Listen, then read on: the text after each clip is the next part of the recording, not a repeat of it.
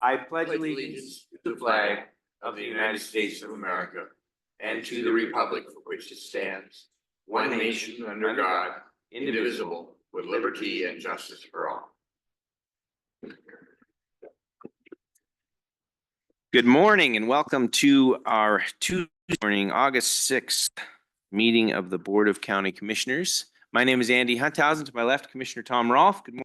Good morning, Mr. Chair. Tom's left, Brandy Spangler will be taking care of us today. And coming through the door, it's Commissioner Candace Payne.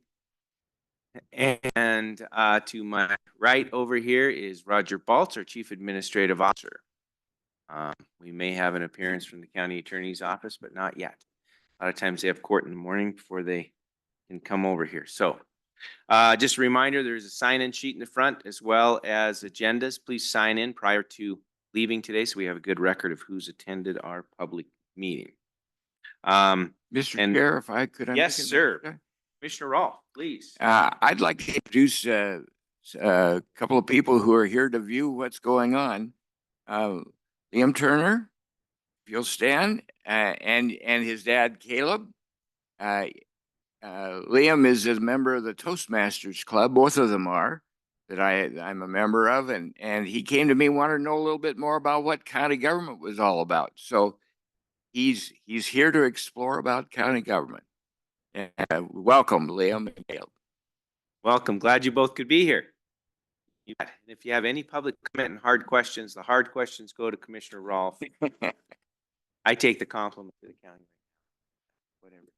We'll you get back and forth. Okay. Just kidding. All right, we're having some fun. We're going to start then with a bid opening for the Fairgrounds gravel project. So please, Audra, good morning. Good morning, Chairman Hunt, Housing Commissioners. I'm Audra Zacherl, Assistant Director of Public Works. This morning we have a bid opening for the Fairgrounds project. We solicited competitive bids from interested in providing an estimated quantity of 7,800 tons of 1-inch minus base coarse gravel that will be placed by county crews at the Fairgrounds. We have split the bid into two schedules. Schedule 1 is to provide an estimated quantity of 7,800 tons of 1-inch minus crushed base coarse gravel to the Fairgrounds. Schedule 2 is to supply an estimated quantity of 7,800 tons of 1-inch minus crushed base coarse gravel within, make it available within a 15-mile radius of the Fairgrounds. And then load our county equipment to be delivered to the Fairgrounds. So that's what Schedule 1 and Schedule 2 are. We have 3 bids in this morning. The first bid that I will open is from Helena Sand and Gravel Incorporated of Helena, Montana.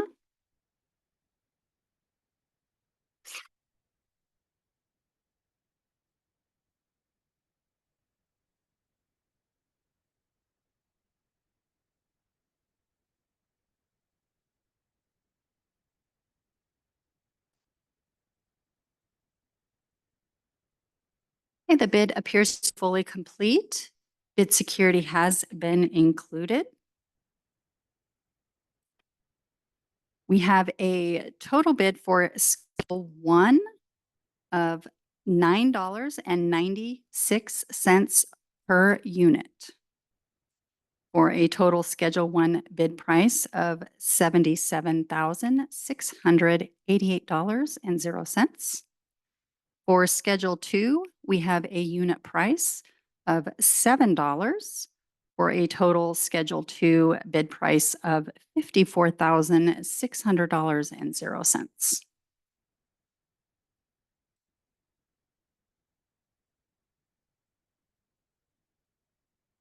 Okay, this second bid that I will be opening is from Valley Sand and Gravel of Helena, Montana.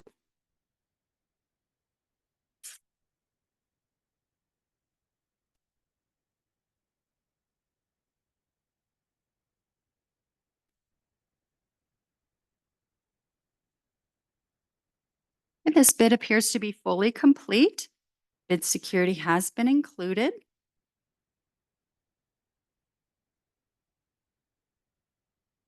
For Schedule 1, we have a unit price of $13.50 for a total Schedule 1 bid price of $105,300.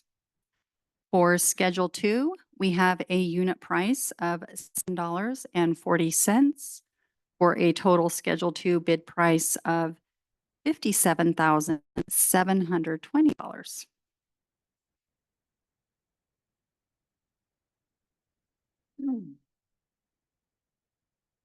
Last bid that I will be opening is also from Valley Sand and Gravel of Helena, Montana. It has been noted as an alternate bid.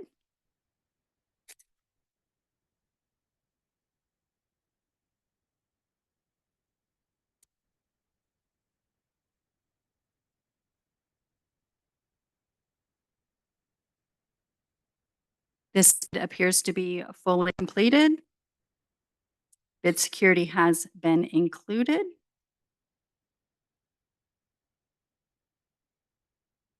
There's a notation on this bid that says delivered bid applies if project can be started after September 1st. The unit price for Schedule 1 is $11.40 per unit for a total Schedule 1 bid price of $88,920. For Schedule 2, unit price of $7.40 for a total Schedule 2 bid price of $57,720. Staff would like to take these bids under advisement and come back in 2 weeks on Tuesday, August 20th, with a recommendation for award. Thank you very much. Any questions, commissioners? Any questions this time? Okay. We always open our bids in public so that there is question about whether we've done it properly or not. And commissioners, as has been said, been asked to take the bids under advisement, bring back a recommendation to us on the 20th. So we would need a motion to that effect.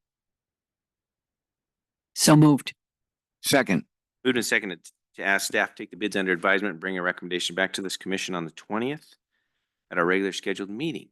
Any further discussion, commissioners? All in favor of the motion signify by saying aye. Aye. Aye. Thank you very much. All right. Next item on the agenda is department head updates.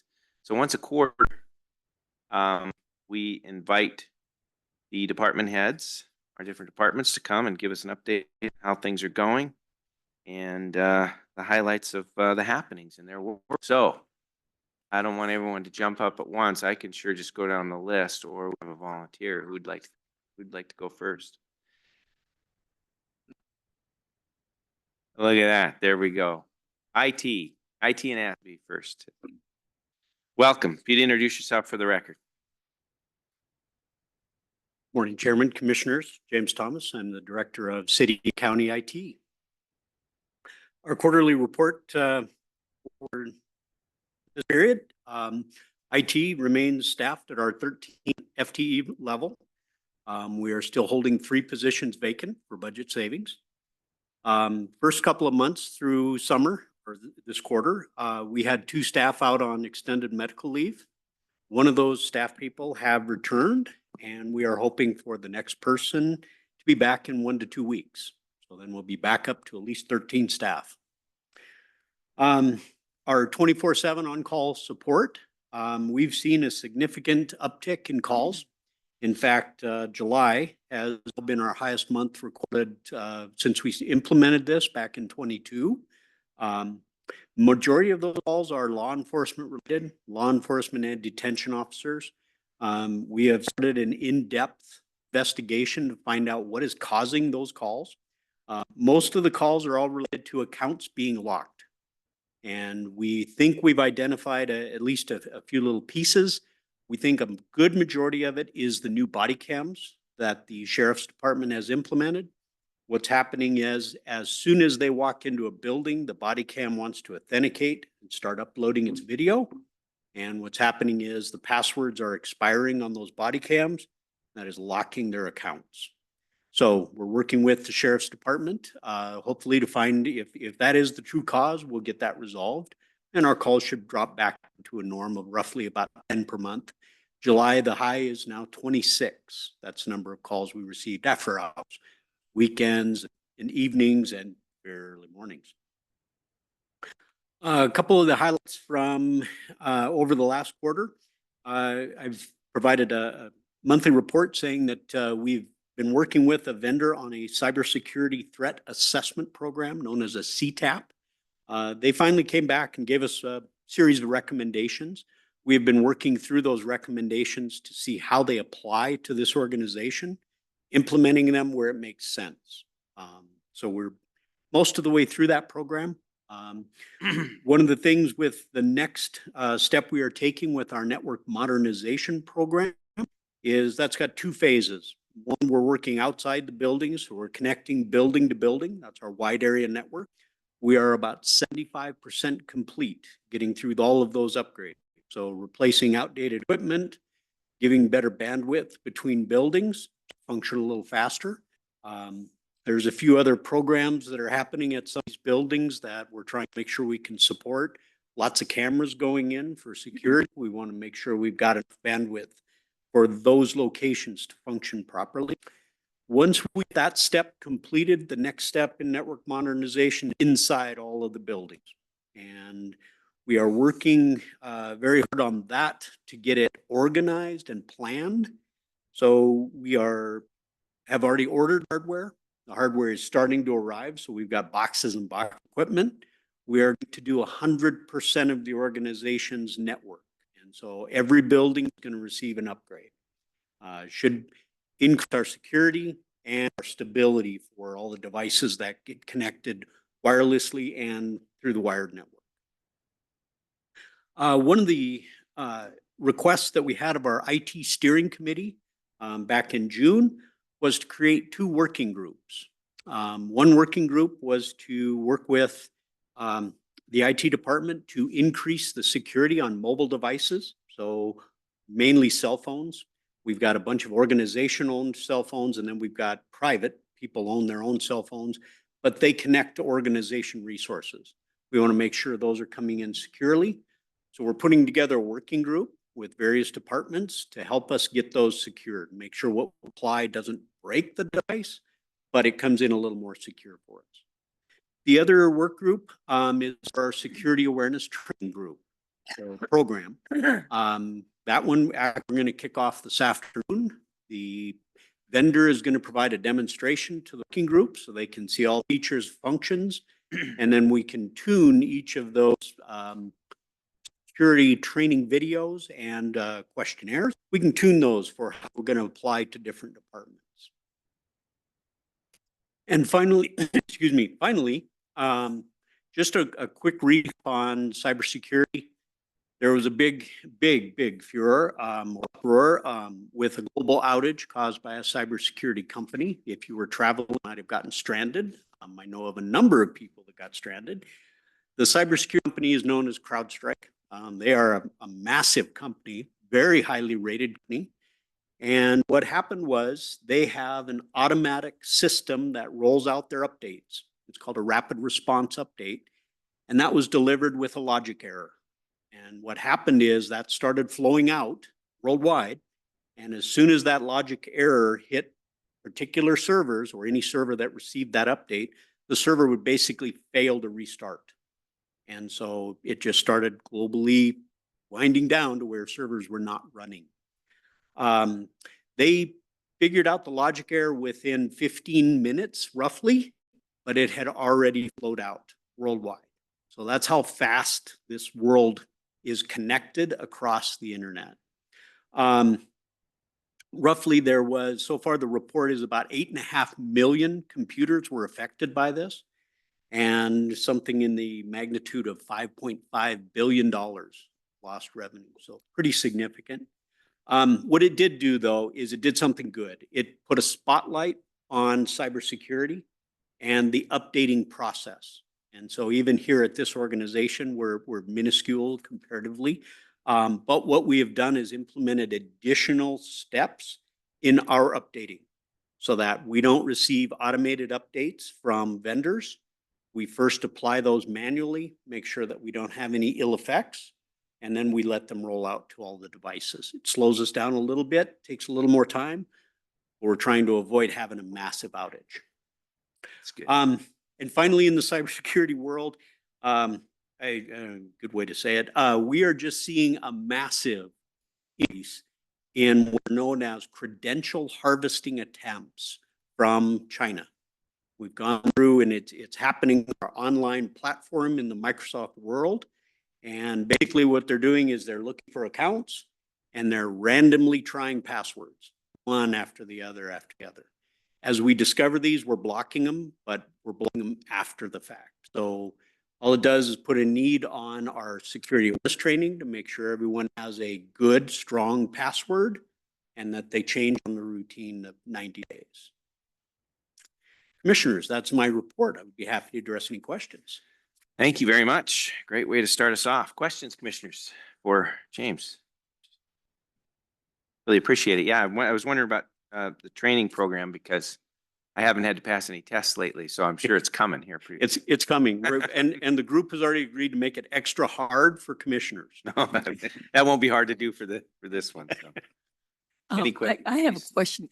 Could you give a very high-level explanation of what a logic error is that was the basis of the shutdown? What is I mean, I know what a logic error is in my world, but I'm pretty sure that's not what you're talking about.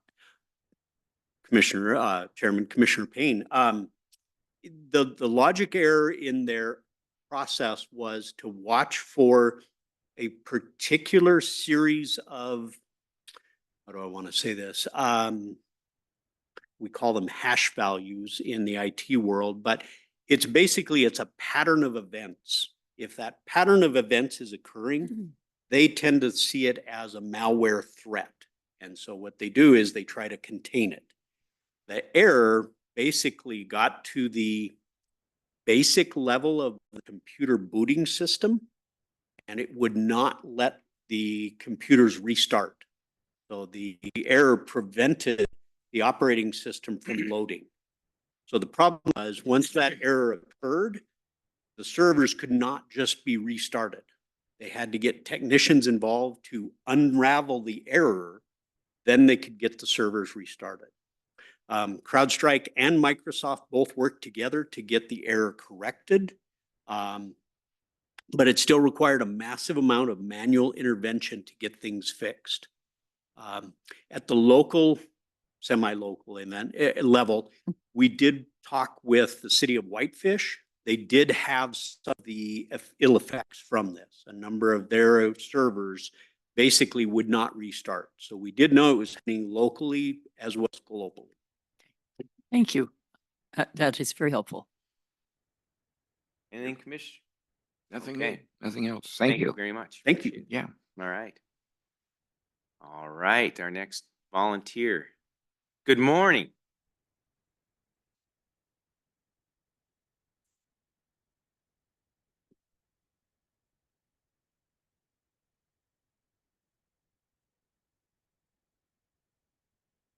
Going on in the department. Our Criminal Justice Coordinating Council continues to meet every other month. They are focused on their three top priorities, which are pretrial services, jail diversion, and communications.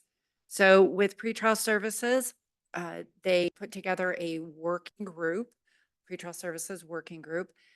That work group applied for technical assistance from National Institute of Corrections, and the application was accepted. So Lewis and Clark County will receive in-person technical assistance from national professionals, experts, starting in October. So that is exciting. They'll be coming here and working with all of the members, all of the different partners in our justice system. For jail diversion, we did apply for an AmeriCorps Vista. And that was, our application was accepted. The AmeriCorps Vista starts in October and will be focused on jail diversion. So really that that intercept zero, so that they don't go to jail at all, diverting them from the jail system in the first place. So really excited to have that Vista come on board and work with all of our partners and help define a program that we can implement and get behind. For communications, the CJCC wants to make sure that everyone knows all of the work that we are doing. And because we know we're doing great work, but we want everyone to know what is going on. So they have been working with their Citizens Advisory Committee. They've selected Mad Avenue Communications to create a communications plan for us. And I'm working with that vendor right now so that we can really be thoughtful in our communications plan moving forward. And that'll be newspaper articles, posts on our Facebook, all of the things that entail communication to make sure that the community knows what is happening. CJCC also, in looking at the pretrial program, strengthening that, they recognize that the things that's required for a really good pretrial services program are meaningful first appearances.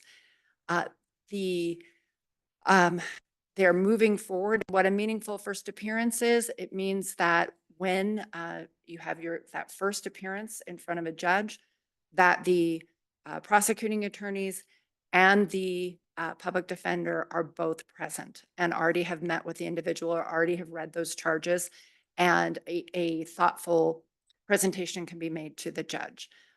Judge Peterson is first on board. Judge Peterson is our municipal court judge. She is moving her first appearances from 8 o'clock to 9 o'clock starting in October, allowing public defenders to meet with folks who have been charged with a crime. They can meet with them, and prosecutors can also look that over. In addition, we make sure that there is a public safety assessment, which is a score letting the judge and the attorneys know what is the likelihood that person is going to make it to all their court dates. What is the likelihood that they're not going to be arrested on a new charge? So using that PSA score and having that meaningful first appearance, it will hopefully increase our numbers of folks that are assigned to the pretrial services program instead of being given a cash bond and detained in our detention center. So that's exciting. It's something we wanted for a very long time, and those discussions are happening now at the CJCC. Additionally, Judge Gulch is working on a concept for he's calling it the last chance coupon. Commissioner Rolfe, I think you were at the meeting and heard him talk about his idea. So there's a lot of folks that may have a warrant and not know about that warrant when you're pulled over and you have a warrant up for your arrest. So here's an example. If I got pulled over because my tags were expired on my car and I got a ticket, the first thing I would do is go pay for the tags for my car because, oh my gosh, I forgot to do that. I might miss the next step, which says I have to go to the courthouse. If I miss that next step that says I have to go to the courthouse and show that I paid for those tags, a warrant is issued for my arrest. And if I move, I don't have a good address, I might not get the notice in the mail. So there can be reasons that people have a warrant that they are unaware. Instead of having to arrest that person, book them into the jail, and have them appear next morning in front of a judge, this coupon would allow the officer to hand them the coupon and say, you have 24 hours to take care of this warrant. So something that's kind of moving forward with the judges. Judge Pisclich is taking it on and working with Judge Swingley and Judge Peterson on the idea for this last chance coupon. So that's kind of fun too. I'm taking way too much time. I apologize, but I just get excited because there is good stuff happening. Our behavioral health team in the detention center is fully staffed. We have a fully licensed therapist who is close to also be getting her licensed addiction counseling. So she'll be duly licensed. We have a licensed addiction counselor, we have a case manager, and we have an education and transition coordinator. And that team is working well. Our Bridges program, we met with the folks at the national level to talk about really looking at applying for a no-cost extension because we have not expended all of the money in our grant, and two, changing the scope of services to really address substance misuse disorders in our community in a way that that is meaningful. So we'll continue to do some of the work in the detention center that we have done, but really expanding outward. We were approved for our AmeriCorps Vista early childhood intervention program that AmeriVista will start in October also. And the services, we are down that position. That's the only position we're down right now, and it is frustrating. I just got some really good data from the state on our pretrial services program, and I would love to display it and show it all to you, and I don't quite know how to display it, but I can tell you that 91% of defendants risk to pretrial services as of June 30th, 91% remain law abiding, 96% to all of their court appearances. So pretrial services in our county is working. Nationally, that number is 80. So 80% of folks are successful. And in our county, it's 91 and 96. So there's some numbers I wanted to share. And I'll probably stop now because, yeah, I could go on. Thank you. Questions, Commissioner? And I'll apologize. Sorry. Commissioner Rolfe. We recently had a national meeting of other counties that are kind of on the leading edge of pretrial services work. And I'm just wondering if there are any wish list things that came up at that meeting that if Yeah. have the money, we could, what sort of things would you like to do? So it was the National Network of Criminal Justice Coordinating Councils. And yes, I now have a little book called my CJC Dream Book. One of the things that came out of that meeting is, and Judge Pisco attended, is that idea for the last chance coupon. So that was heard, and Judge Pisco ran with that. We also heard about navigators in the detention center. So actually having a navigator at booking so that when someone is booked in, it's not just the booking officer that's booking them in, but a kind of a case manager or peer who is working with that individual right there and then upon release. That is happening in Clark County. They've implemented their booking navigators, and that's going really successfully. Lots of ideas, but I don't want to. Yeah, I'll share my book with you, my CJCC Wonderful. Dream Book. Yeah. Okay, great. And I will say it was an honor to have all of those people here. And I was so proud of our community. The work that we're doing and the investment of our Commissioner Hunthausen drove a whole van load of folks at the gates of the mountains to make sure that they could see what we have to offer. And it was a great experience and left me feeling really proud. Other questions, comments? Thank you very much. Okay. We could have you up here for a while, but I'm not going to do that. Thanks for the update. Thank you. Great. All right. All right. We're anxiously awaiting to hear all about, the summer events. Nothing been going on in your life lately, right? Nothing. You're correct. But good morning, Mr. Chair, Commissioners. As you know, we just completed our 64th annual Last Chance Stampede and Fair.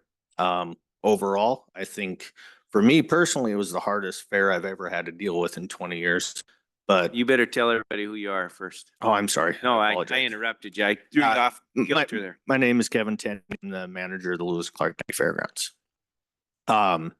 Overall, I thought the event went very well for the people on the outside looking in. I only heard of 2 complaints. It's generally around 10 complaints that we'll hear. One was a noise complaint from someone in a neighborhood close to the fairgrounds, and another one that Roger received. I generally get about 5 or 6 complaints on noise. So moving the concert facility to a different area, there was some concern there. So I'll take only one complaint as a win. I did reach out to that person yesterday and have not heard back from them. So it's a genuine concern, and we'll talk to them and see what we can do. We did some different things this year. Obviously, we added a couple new concerts. We were used to just do 2. This year we added 4. All 4 nights we did concerts. Friday night and Saturday night were very successful. Wednesday night and Thursday night were not. There's a lot of things we're looking at. Will we do this again next year? I would say probably not. We are now competing not only against Red Ants, Great Falls, but Country Jam has moved to our weekend. So there's a lot of competing events against us, which makes it hard. I am currently speaking with someone with Live Nation, puts on Country Jam, and I am negotiating with them to see if we can get them move it to a different weekend. Because I think it'd be better for them as well, because they're competing against multiple events. If they moved it 3 weeks later, it would be better for them. So if that works, but I do believe that we will not be doing 4 concerts. I think we will doing 2 on Friday and Saturday night next year. And then we will add another event on Wednesday. That is to be determined. I don't know what that'll be. Food, alcohol sales were all up. I know Commissioner Rolfe and Commissioner Payne got to attend the rodeo on Thursday and give some opening speeches. I saw 3 minutes of the rodeo this year, so I didn't get to see you guys. But thank you for coming down. Rodeo sold out all 3 nights. I heard that was why, because of the intro. We did promote their appearance, so yes, they were hoping for all 3 nights, but we did sign Commissioner Rolfe up next year to do the jump out of the plane with our parachute guy. Yeah. But anyway, yeah, the fair is always fun time. It's a lot of work. My staff did fantastic. Had a lot of volunteers that make this work. So I thank all of them. Other than that, the only other update I have for you is the paving project. Obviously, that was spoke of earlier. It's looking around Labor Day, sometime around Labor Day, where the paving will actually start. So looking very forward to that. Just trying to work out the kinks on how we're going to do events and paving going on at the same time. So very busy down at the fairgrounds. Great. Thank you very much. Questions, commissioners? Any indication financially how we came out this year? Well, I made the mistake of taking the week after fair off, which I've never done and I will never do again. So I have not even a slightest clue to where we're at right now. I started working on that yesterday. And then we'll see. It takes a while because we still have revenues coming in. We still have expenses coming in. It's usually with a month before we have a final tally. Yeah, looking forward to that. But well attended, a lot of folks, and Yes, felt good about it in general in terms of the atmosphere and I think so. Yeah. feel this year. There's always some things that I noticed and we'll adjust it for next year. But otherwise, I think it went pretty well. It's amazing how every year you can learn something new. It's like, Right. surprised we haven't already learned. that Yeah. one. After 20 years, good thing. But yeah, it's something every year. Every year, you bet. Okay, well, thank you very much. Please. I understand there was an altercation Saturday night involving our sheriff. Will that be part of the sheriff's department report, or can you give us a little insight? I did. I was there a couple minutes after it happened. Greg Holmland with the sheriff's department texted me and he said, I need you ASAP. So we went and looked at cameras. Unfortunately, my camera did not catch the corner of where that happened, but there were multiple witnesses of the event. It could have, I mean, it was bad, but it could have gone a lot worse than it did. So I'm glad that the other sheriffs were there and they took care of it very quickly. Nobody knew about it other than those people in the corner. They did a very good, I mean, hands down, the sheriffs did a fantastic job. With those on speaking of the sheriff's department, they are fantastic. They're so easy to work with during fair. Greg and Brian, I mean, if I need something, they take care of it. This year, we just talked. I mean, other than that one incident, which was a pretty major incident, we had no issues, no arrests. They just said everyone was there having fun this year. But yeah, I don't have a lot of update. We're doing an action plan meeting, I think tomorrow or Thursday. So we'll have a little more information on how that all went down. Thank you. Yeah, and I think it's being investigated and all of that as well, and there'll be hasn't been adjudicated yet that I. Yes. So I think there'll be more to come on that. Yeah. Yeah. Thank you very much. All right, now I got to go get inspected by the Department of Labor and Industry, so I got to take off. Thank you. Thank you for being here. You bet. Good morning. Mr. Chair, Commissioners, my name is Shay Bursama and I'm out of the Extension Office. There are a lot of changes actually taking place in our office right now, so a lot of coming from there. But just to recap for the summer so far, I hope you guys, it sounds like you made it to the rodeo. I hope you had a chance to check out the cute livestock that the 4-Hers brought in and all of their awesome indoor projects as well. I would say it was a really successful 4-H fair. We had 327 youth participating with over 200 4-H animals sold. So I would say that's pretty successful. And then earlier in July, Emily, our 4-H and youth development extension agent, also took 9 of the 4-H youth to an event called Congress. So at this event, the youth can compete in events. They learn different leadership skills and they just connect with members from across the state. So that's another successful event. She's actually currently in Big Fork with a bunch of our 4-H youth there too for their annual summer camp. So she had a very busy summer, as per usual with 4-H. The garden has been keeping me busy this summer. I've learned that adults don't attend a whole lot of in-person programming in the summer, so I've kind of transitioned to online content. So I've made recipe videos and kind of tried to inform the public via social media about what's in season and how to use their produce appropriately. And then Chloe, our SNAP Ed coordinator, had kiddos from her summer program classes in the garden to harvest our peas last week, which are so tasty. So I hope they got to enjoy that. And then any leftover produce we have gets donated to local food banks around the community. So again, as I mentioned, a lot of changes in our office. Matt, our agriculture and natural resources extension agent, has moved on. He accepted a new position.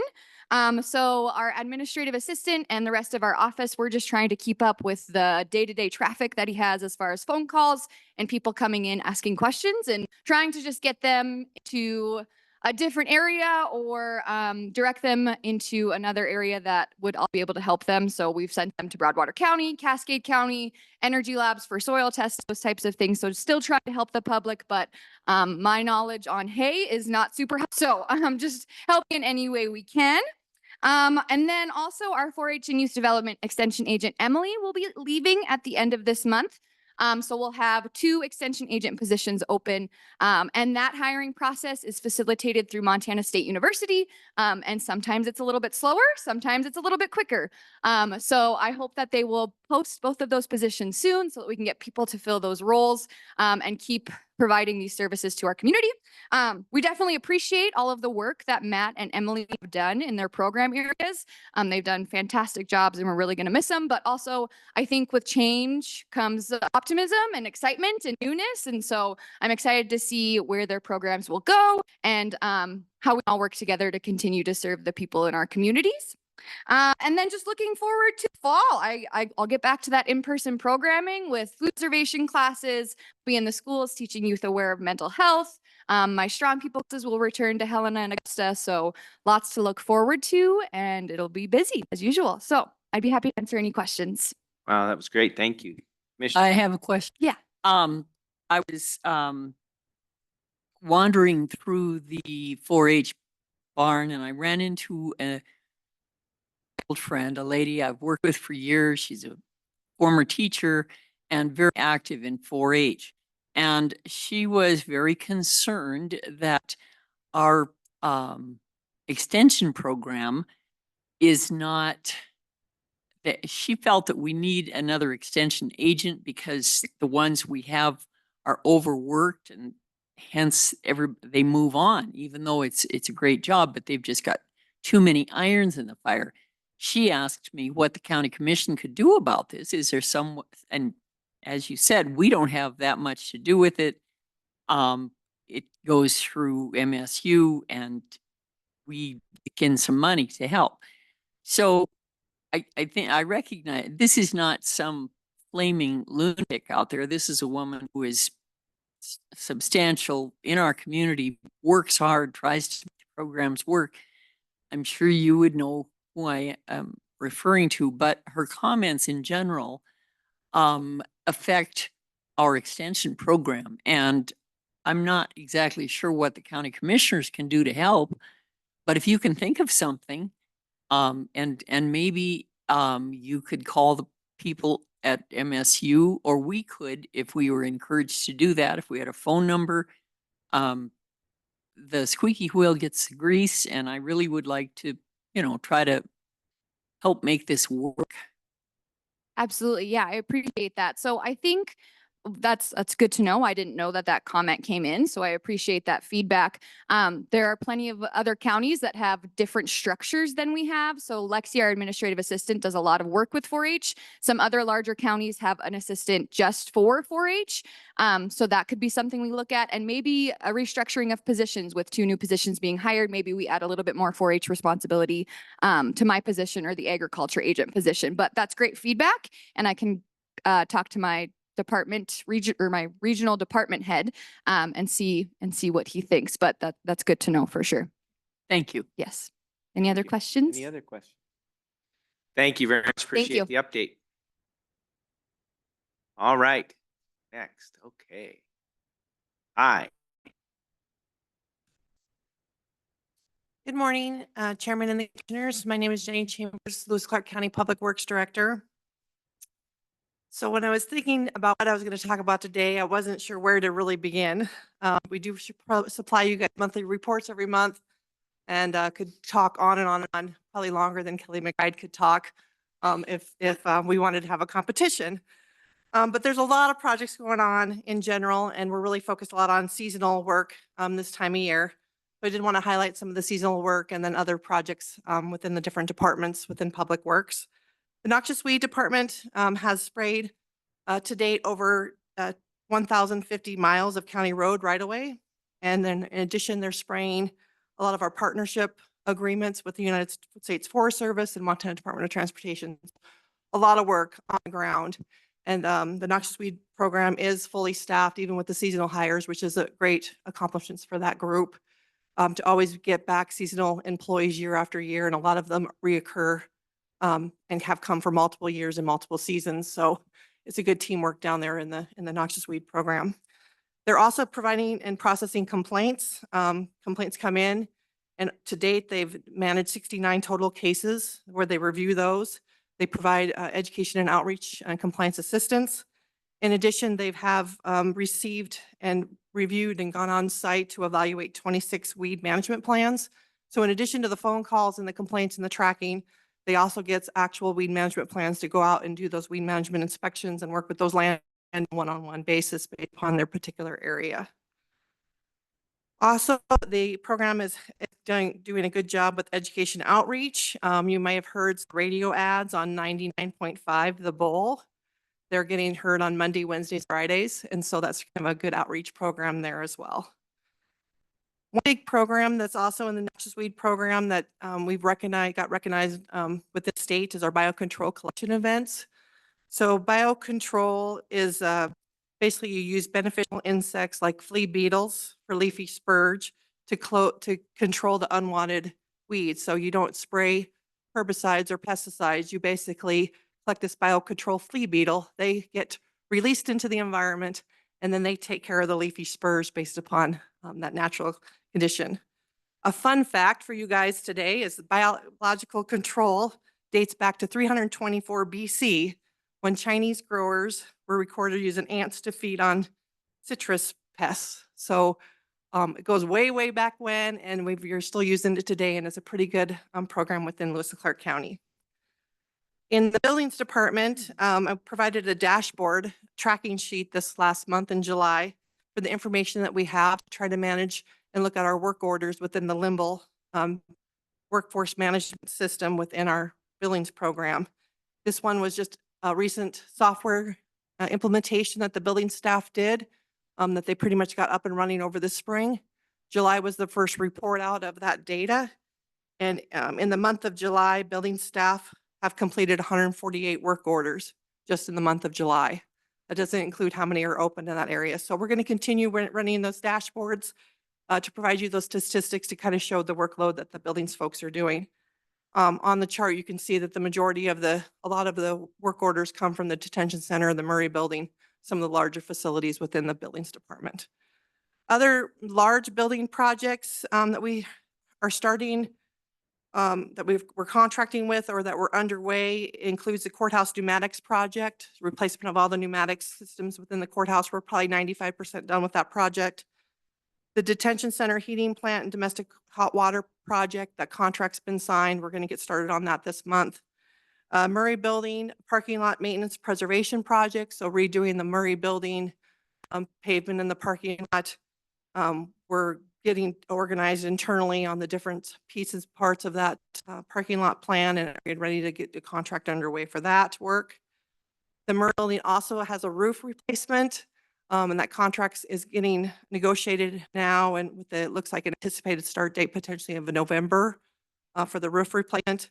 And then working at Augusta Senior Center on an automatic chlorination system for the public water supply up in actually that should be Lincoln Senior Center. We've also already done the one in Augusta last year. I had to also to provide an employee shout out for Mac McCarley, our building supervisor. He passed in the month of June the water operator certification exam and became a fully certified drinking water operator, which helps with our county public water supply systems, which are the Augusta Senior Center, Lincoln Senior Center, and Hooper Park. So it saves a lot of external contracted support by having an individual that's certified in the county. At the Lewis and Clark County landfill, they've been working with Great West Engineering on the final designs of our phase 3 cell partial closure. That's our class 2 cell for municipal solid waste. And then also reconstruction and design for the class 4. We're filling up our current class 4, which is a construction demolition waste cell. And we're going to have to build a new class 4 cell probably in the next couple of years. So they're working on the redesign of that, the surveying work, and then the submittal to the Department of Environmental Quality that's required for approval under our solid waste permit within the Lewis and Clark landfill. The landfill has also started to accept a food waste for our compost operations in partnership with the City of Helena. So the City of Helena received a grant through the U.S. Department of Agriculture as a pilot program where they have several businesses within the City of Helena that's collecting their food scraps and food waste. And then that's getting hauled to the landfill and getting mixed in with our non-biosolids compost in those operations. So it's going to be a 2 pilot program. We're going to see how that works within our composting operations and then see where it would go in the future. And then lastly, on the solid waste front, the Created Solid Waste Master Plan final draft is gathering the summary information and recommendations. The consulting Great West Engineering is wrapping up the final piece, final draft. That should be shared with the steering committee soon. And then mostly a report out to the county commissioners after the steering committee provides any comments they have. For rural improvement districts and our special districts program in fiscal year 24, as a kind of an annual report for the fiscal year, they completed $1.7 million of work across many different RIDs. So a lot of boots on the ground, a lot of work within those rural improvement districts, and a lot of coordination for those efforts. Work continues through the summer on wrapping up asphalt overlays, chip and fog sealing, and also grading. In addition, you guys have seen on the Board of County Commissioners agendas a lot of public meetings and public hearings held on the creation of new RIDs, the annual levy and assessments for RIDs, and then if there's an increase or decrease based upon those assessments. All of these require a great deal of organization skills and tracking of those different deliverables as far as legal ads and when the public hearing is going to occur. And we've sent out over 12,500 postcards in the mail, and all of those most likely have some phone calls associated with those postcard mailings. So a lot of outreach and communication within the RID program. Last but not least, the road, bridge, sign and shop department. When you talk about boots on the ground, that's the road, bridge, sign and shop department. The county is growing, and some areas that require general maintenance for grading usually occur in the spring and then in the fall. This is usually prior to snowfall so that the road's in good shape prior to when the snow hits. In some cases, we've had seen with the increase in traffic and the recreational use in the county growing, that there's some roads that are requiring more than just the seasonal spring and fall grading. 3 or 4 times, or even have a requirement to add new material because the road breaks down. It's a huge challenge with the road department. With our current budget and resources, they're just trying to find ways to juggle and prioritize resources on a regular basis. But I do see that in the future, that's going to continue to be a struggle within our operations. The road department works really hard to try to get the phone calls addressed and get out there to the areas where the roads are most improved and needed. But things and challenges come, like we lost a motor in the Lincoln water truck. Nobody anticipated that. The water truck motor died. We had to send one of the water trucks from Helena up to Lincoln, and then that left us with, one less water truck here in the Helena Valley area. In addition, we had 2 Helena water trucks that broke down that are currently being fixed. So it might not be a long breakdown. It might just be 1 or 2 days, but still that kind of doesn't help with the workload and challenges moving forward. Within the water truck arena and talking about our shop department, I wanted to give another shout out to our shop mechanics. They came out with an innovative solution to help with the rest of the season. They basically took that water tank truck out of the tank, the water tank, out of that truck that broke down up in Lincoln, and they refabricated it in a dump truck with spraying nozzles so that we can use the tank, water tank, and the dump truck to do water spraying. It doesn't work very well on roads because it just floods it, but it is helping us with our mowing operations where we're able to have that water truck go with the mower operation so that we don't start a fire. The stage 1 fire restrictions, we don't want to mow the paved roads because the fire could potentially start. So innovative solution. And I took some pictures of it for your monthly report to show this water tank in the back of a dump truck. But it definitely works, and it's a pretty cool solution there. In addition, the general operations and maintenance, the road department, we've wrapped up many seasonal projects, as you guys are aware of. And if you haven't gone out and drove these roads, some of them look really, really nice, or they all look really nice. The Marysville pavement preservation project is complete. Valley Drive overlay project is complete. And then the chip seal, fog, and paint will happen in August. Country Club bridge work, and then the overlay is complete with the chip seal, fog, and paint. It'll occur sometime in August. Remini Bridge number 4 and Bridge number 5 up in Remini, the epoxy deck seal is complete. And then Dalton Mountain Bridge and Stemple Pass Foreman Bridge projects are underway. In addition, there's a lot of other ongoing coordination efforts within Public Works. We're still working on the startup efforts of the Metropolitan Planning Organization, working with planning in the city of Helena and the city of East Helena. In addition, within Public Works team, we are now starting to discuss our fiscal year 25 procurement and planning efforts for implementation of this year's budget for the work that's going to be happening over the next year. So with that, I'm happy to answer any questions. Hardly anything going on then. Yeah. Yeah. Jenny, thank you very much, and really appreciate all the work and great highlights. Just a couple of comments, and I'm sure that others do as well, but just want to kind of focus on the gravel roads. And we get a lot of feedback this time of year because the gravel roads are, especially those that have a lot of traffic, and they I mean, if we wanted to keep them perfect, we'd be grading them every week or every other week, and we just can't do that. Just kind of to help public know, we talk about resources, but what our resources are. We have 6th graders, 5th graders, 6th graders, and some of those are deployed throughout the county. So we have one in Lincoln, one in Wolf Creek area, and then the rest here. So, and hundreds, well, we have about 1,500 miles of road we could be working on. We actually maintain over 500 miles, almost 600 miles of roads. And those few graders that we have are almost going constantly, and we have really good equipment. So thankfully that, and great people, as you mentioned, to keep it in shape, so it doesn't break down very often, but it constantly needs maintenance. And they are going 410s, and they're working like a maniac the entire time. Just kind of help people understand that resource versus the need far outweighs the resource that we have in terms of, you know, keeping roads up. And we just have people to be patient and understanding. We're working as hard and as fast as we can while implementing these projects, like doing Country Club, other big projects that we have going on, replacing a bridge, whatever it might be, where we pull crews off to get these projects done and then back on to the grading. Similar is probably going to happen when we do the fairgrounds. We're going to pull people off, help with the fairgrounds. I'm not sure, unless that's going to be all contracted.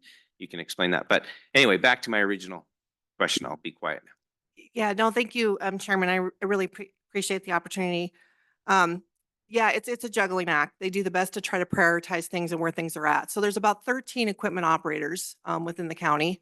And it's the full county. So we're talking, like you said, Augusta, Lincoln, Wolf Creek, and then all of the Helena Valley. There's about 1,500 miles of county roads. Not all of those are actually county roads, but public access roads or other roads within the area that folks travel on.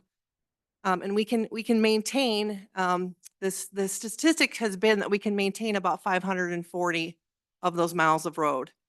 But I think that's going to change in the future. And we're trying to look internally on what the road prioritization is and what that looks like.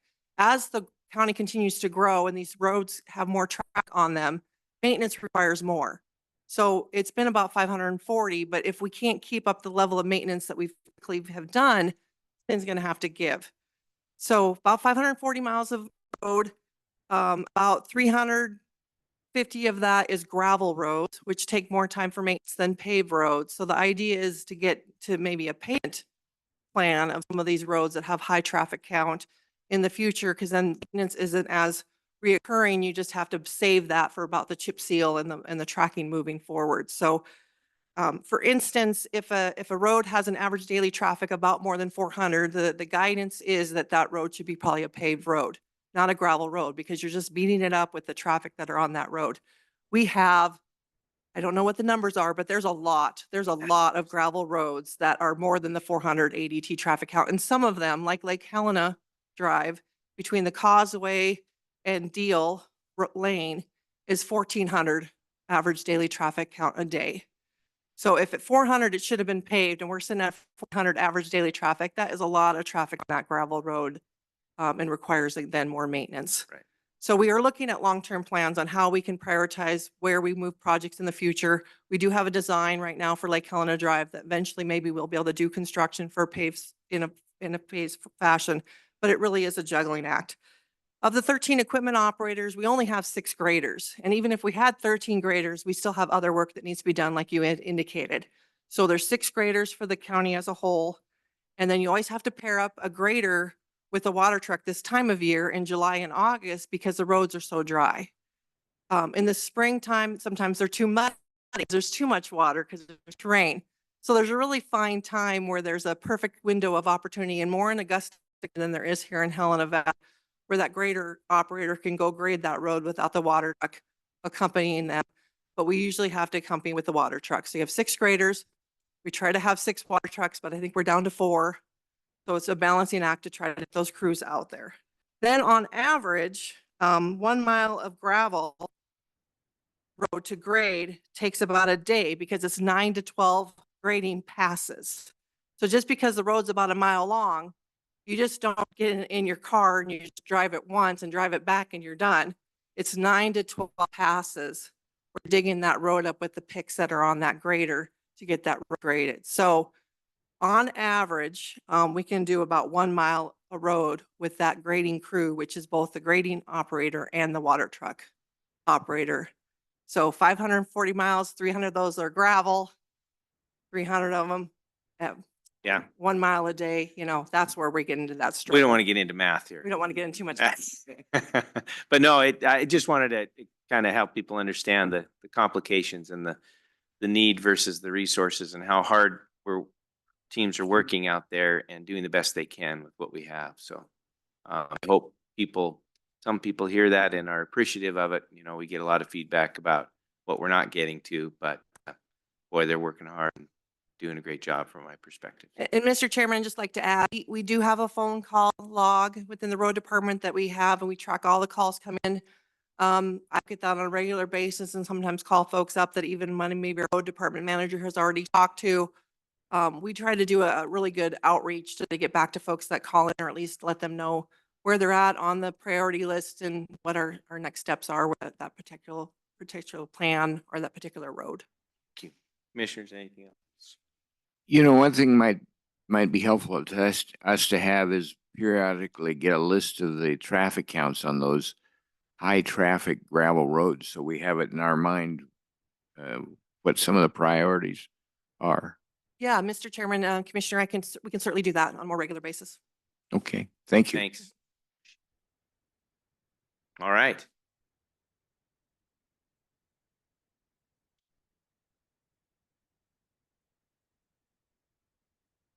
Good morning. Good morning, Mr. Chair, Commissioners. My name is Drenda Niemann. I'm the Health Officer Department Director for Lewis and Clark Public Health. So as a complement to the written reports that I've provided in the last 3 months, wanted to give you some themes of work that we've been doing in the health department. So we have been engaged in many outreach events.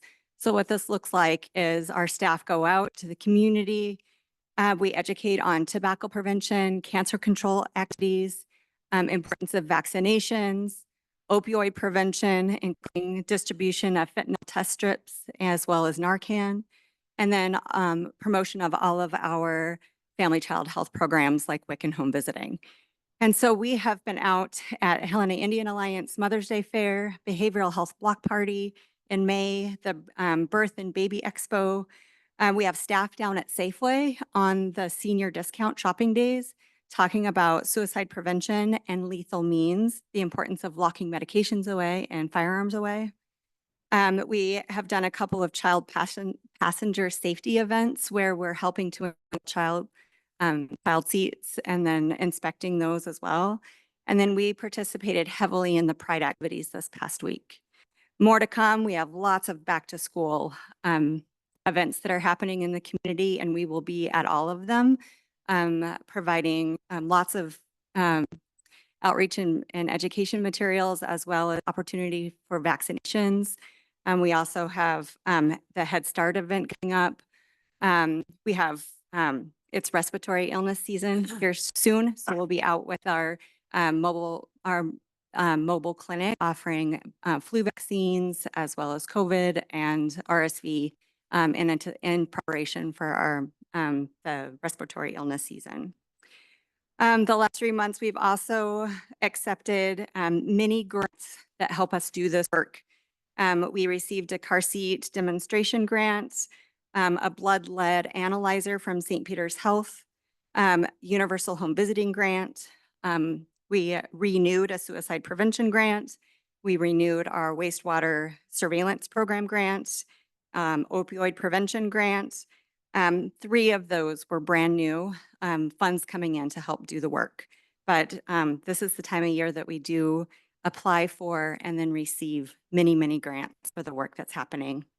So accomplishments in the last 3 months, we Lewis and Clark Public Health was acknowledged by the Public Health Accreditation Board and has provided us with our reaccreditation certificate. That was a huge 1.5 year effort where we were able to gain our reaccreditation, which will last for the next 5 years, and then we'll go through the process again. We also completed a community survey where we went door to door. We had 30 volunteers help go door to door doing a survey about community health, essentially. We completed 210 surveys over the course of several days. The results of that door-to-door survey that we did will be printed and posted in our community health assessment at the end of this year, where we include data and an understanding in our county of the health status of the residents who live here. So that process is in motion, and we'll see the product printed at the end of, or at the end of November, first part of December. Another accomplishment is that our department ended fiscal year 24 with a greater than 90-day reserve. So we were able to save funds and not spend our prior year budget down fully. And then we had additional revenue come in. So we started the new fiscal year in a very, very good place. We have our CIP is rebuilt and our 90-day reserve rebuilt. And so that's a huge accomplishment for our department. That was a lot of hard work over the past few months. So what we're looking forward to in the next few months, again, back to school and respiratory illness season, where we'll be out in the community continuing to offer education and vaccinations. And then we are hosting The Invisible Shield. It's a 4-part film series. This film series is again called Invisible Shield. It's being aired by PBS at this point. Myrna Loy is allowing us to come in and have a viewing of this 4-part series starting in September. So Invisible Shield is a documentary series that explores how public health has increased lifespans and saved countless lives from disease. But our funding and misinformation and skepticism of science and government has placed human health at risk. So this will be a viewing of the episodes and then also a facilitated community conversation. So the dates for the Invisible Shield viewing will be September 10th, October 8th, November 12th, and January 7th. So we're really looking forward to an opportunity to bring community together of all walks of life. We want to have perspectives come in and learn together and learn and discuss together what we learned from the Invisible Shield and about public health. That's what I have for you today. What questions can I answer? Thank you very much. Yes, lots going on everywhere. Questions, Commissioner? If I might, I know you combined your offices down in the Murray building, and I'll be going through a little bit of juggling to make that fit. How's that working so far? Mr. Chair and Commissioner Rolfe, we are settling in. We did move 7 staff from the City County building into the Murray building. So we're cozy, but we're really enjoying having the health department all together in one location. Wonderful. Thank you. All right, thank you. Anything else? Good. Lots going on with environmental health and water quality in the summertime, as well as the lead education program and lead abatement program in East Helena as well. You have to get into those, but I know that this is the time of year when they're the most busy, all of those groups. So thanks for all the hard work there as well. Thank you for the update. Thank you. Okay. This is great.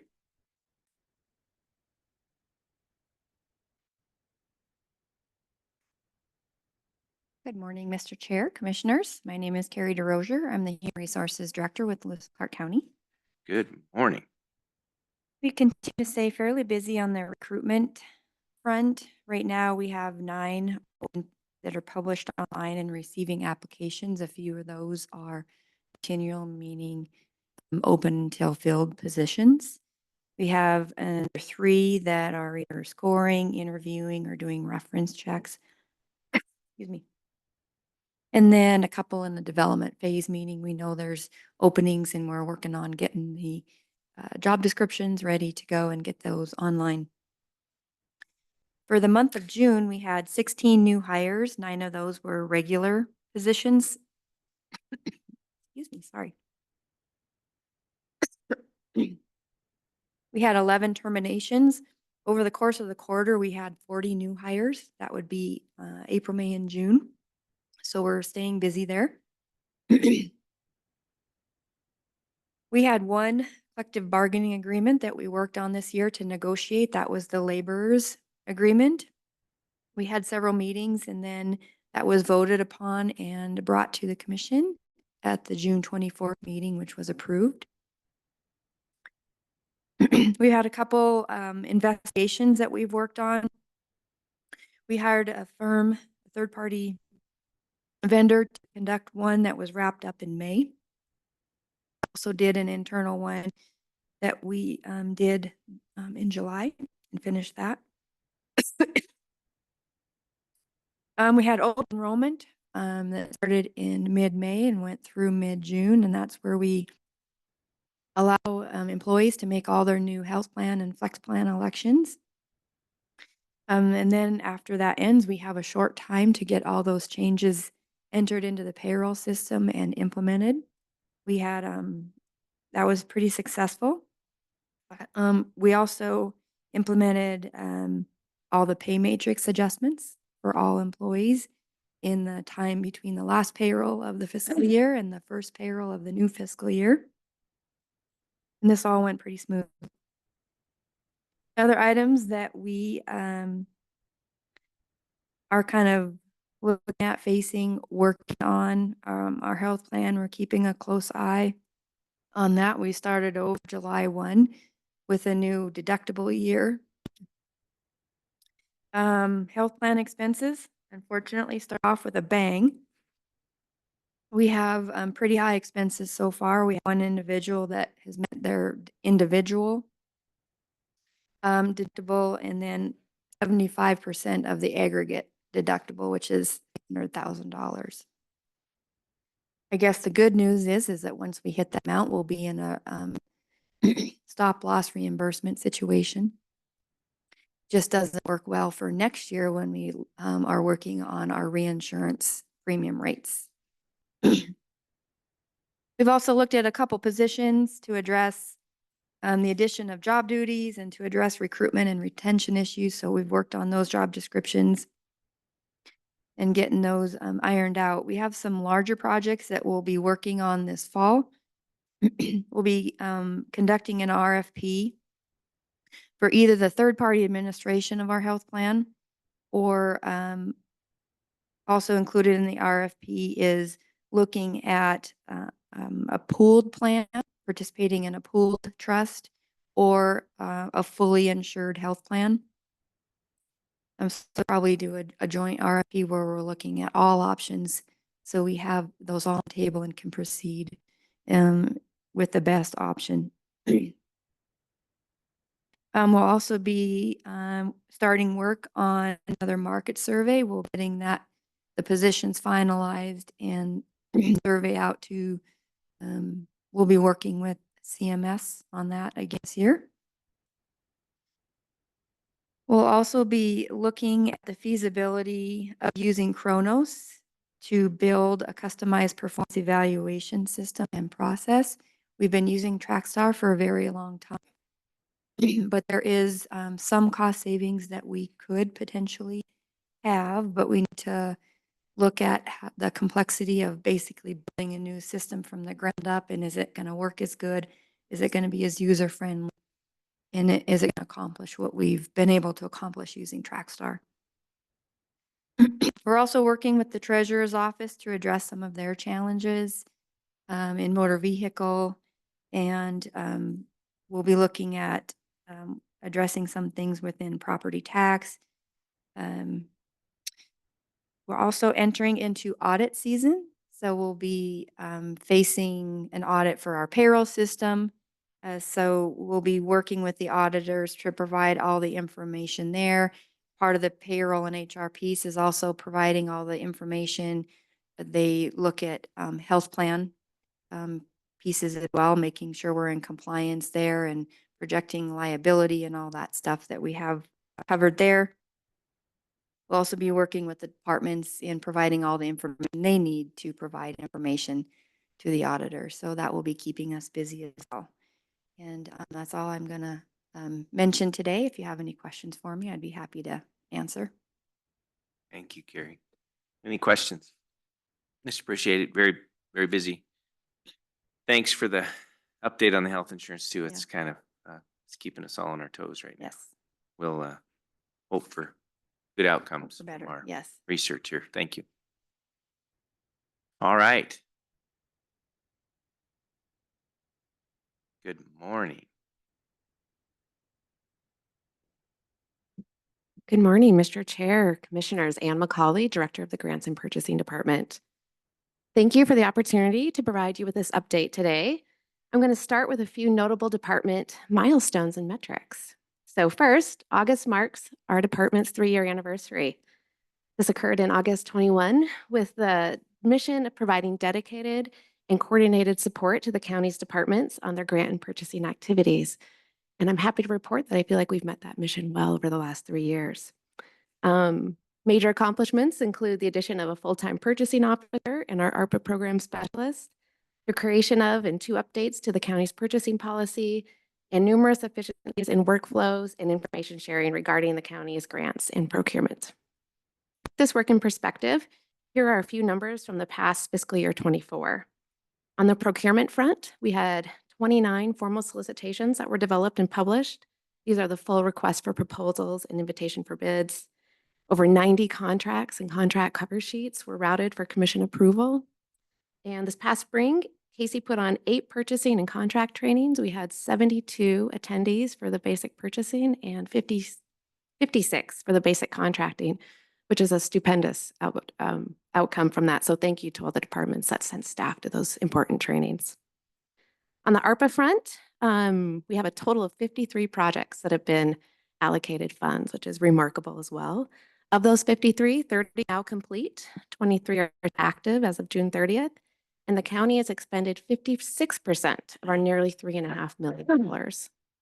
All of these active projects require consistent tracking and reporting to U.S. Treasury each quarter, and I want to shout out to Carrie Lutgehus for her diligent work in doing that. For residents watching, to learn more about the county's funded ARPA projects, you can go into our story map, which is online on our website. On the grants front, we had 3 community development block grants this past fiscal year, totaling $971,000. These grants support projects with Craig Water Sewer District, Florence Crittenden, and YWCA Helena. I want to note the YWCA Helena project, which is a planning grant to do a preliminary architectural report for their basements. This is going to be wrapped up this August, September timeframe. However, because we already have a public facility grant open with the Craig Water Sewer District, we aren't positioned to apply on behalf of YWCA, but happy to say that our partners with the City of Helena likely will have an open slot, and they are working towards that grant application. So we won't be the applicant, but a great partnership in that we provided the planning grant and they can do the public facilities. I will be bringing forward a request for a letter of support for that Helena YWCA probably in the next month. After those projects wrap up with Helena YWCA and Florence Crittenden, we will have open planning and economic development grant slots open. I just want to note in the past 5 years, we've been awarded over $4 million in CDBG and other community development funds to support community and public organizations throughout the county. When you add in the ARPA funds to this, that totals over $10 million that the county has provided to nonprofits and water sewer districts. On the National Opioid Settlements front, the Local Governments Committee meeting regularly, of which Commissioner Rolfe chairs and has been participating in. This committee is responsible for reviewing and recommending opioid-related projects for opioid funds that are coming through the Montana Opioid Abatement Trust. At our county level, we are continuing to receive direct payments from the settlement as well, and this balance is about $242,000 as of this month. Department goals for the upcoming quarter: continuing to provide basic purchasing and contracting training as requested by departments. Casey's working with county legal on aligning our contract templates for both our professional services and independent contractors. This is just to provide consistent clarity between the 2 templates. Working with finance and accounting on streamlining our marketplaces that county departments are utilizing. This is specifically for small purchases, so those things under $25,000, office supplies, small parts, things like that. Our county departments are purchasing from a lot of different marketplaces, Amazon Business, Staples, those available through the state co-op, and we just want to make sure we're getting the best bang for our county dollar in how those purchases are being done. With ARPA, Carrie and I will be working closely with departments in the next month on ensuring that all of our remaining ARPA funds are what U.S. Treasury defines as obligated by the end of this calendar year. So Treasury's definition of obligated is an order placed for property or services and into contract subaward and similar transactions that require payment. So any funds that we either have coming back from projects that are wrapping up and they didn't fully expend them, or projects that maybe just didn't need the amount of money that they might have thought they did, we'll make sure that all those funds are meet that definition of obligation by the end of the year.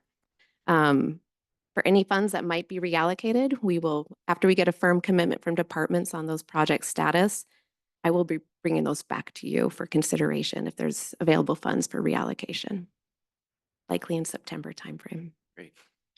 Also heading into the FY24 audit process, staff will be working with the county and our departments on any of those ARPA projects.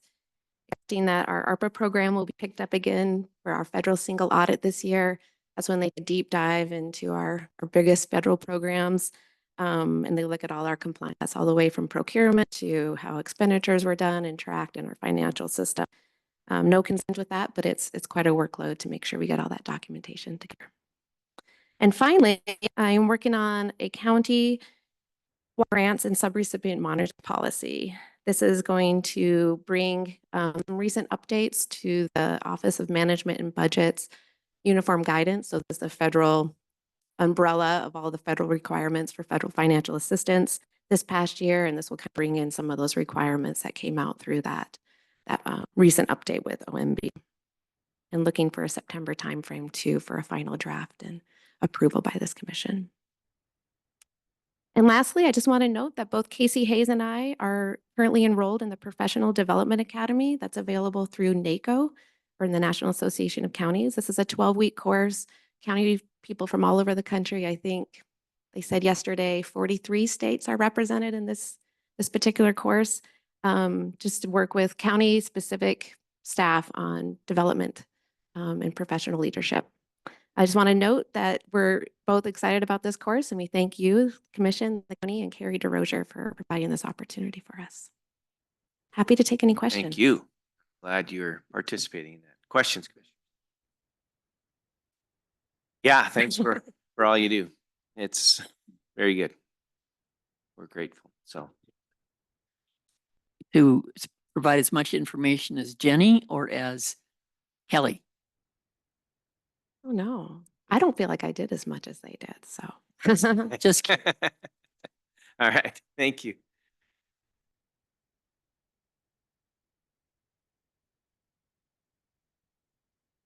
Good morning. Morning, Mr. Chair, Commissioners. Greg McNally, Director of Community Development Planning Department. And just remember, folks, we are a team and we're not in competition. So just to highlight a few things going on in the Community Development Planning Department. Regarding Part 2 zoning, this is our county-initiated zoning. We are continuing to work on conditional use permit applications. We've got one process right now that will be likely going forward to our Board of Adjustment soon. Our Board of Adjustment is a volunteer board that does make decisions on conditional use permits, variances, and other things associated with our county-initiated zoning. That Board of Adjustment is a 5-member board. We currently have 1 vacant position on that board and 2 positions that are ready for reappointment as of the end of June. And I know one of those individuals is looking to be reappointed and is on your agenda for later today.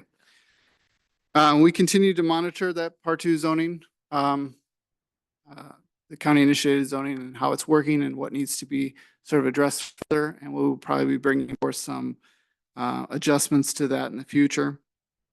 Our Part 1 zone district, these are our citizen-initiated zoning districts, are also active. In fact, we have a variance request coming before the Planning and Zoning Commission, another volunteer board that you guys also serve on as well, tomorrow evening. That Planning and Zoning Commission, that's the commission that makes recommendations in our citizen-initiated zoning district on conditional use permits, variance applications. Those recommendations come to this board then for final decision. So a little different than our county-initiated zoning, which is just the Board of Adjustment. Our city-county joint infrastructure study project is finally going to be coming forward soon here. The City of Helena signed an interlocal agreement. That, as well as the contract for the joint infrastructure study, will be brought forth to you next week.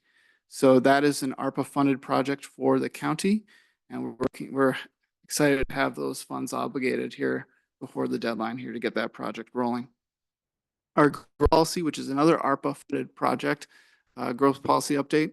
We continue to work with our consultant on developing a framework and a plan outline for that growth policy. As you know, there's been several open houses and some community meetings we've had. And we continue to meet with the technical advisory team with the consultant to make progress with growth policy. Our subdivision regulation update project is still in the works as well. We've kind of been working hard on a particularly difficult chapter in the subdivision regulations, our design and improvements chapter, which we're looking to see some changes in and have some further discussion about. And we've been working with the consultant on just what those changes are and what we anticipate to see incorporated into that document. And that's been taking some time. The North Star subdivision has an 18-acre park in it. You're probably aware of that. We have an ARPA request that we've been working with a contractor to complete a design of that park. Again, just to design. That's been going forward. There are some designs that have been developed by the contractor. They're going to be presented to the Parks Board tomorrow, just to get feedback on that. The contractor is also going to come to this room on Thursday morning and show those designs to you and get some feedback from you folks if you have any as well.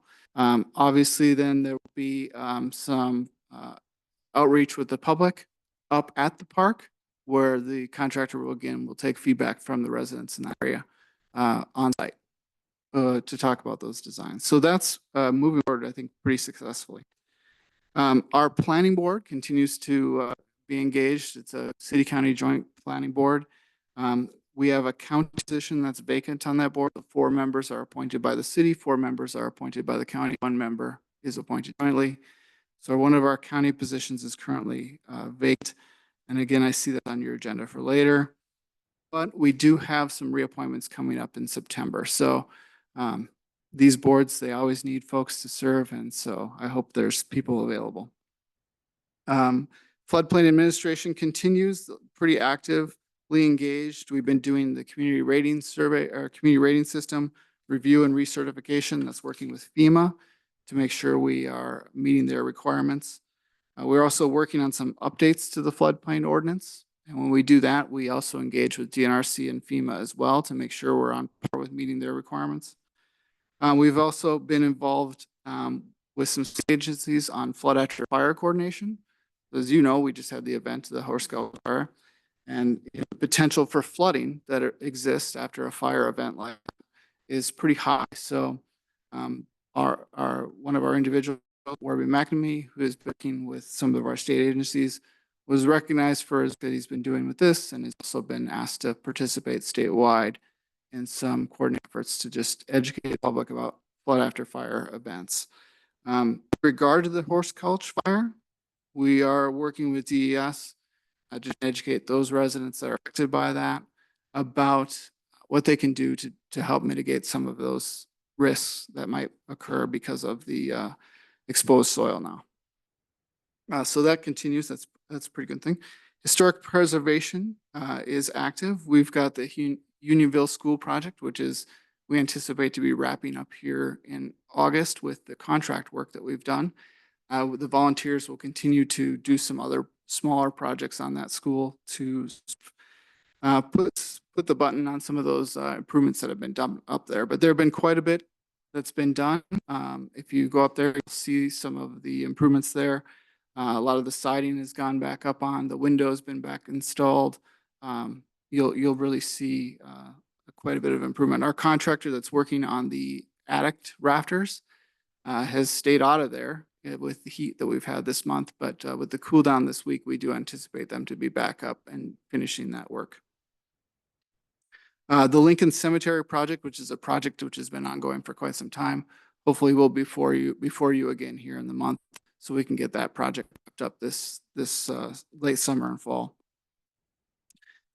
Speaking of another volunteer board, our Historic Tourism Council board has 2 upcoming vacant positions.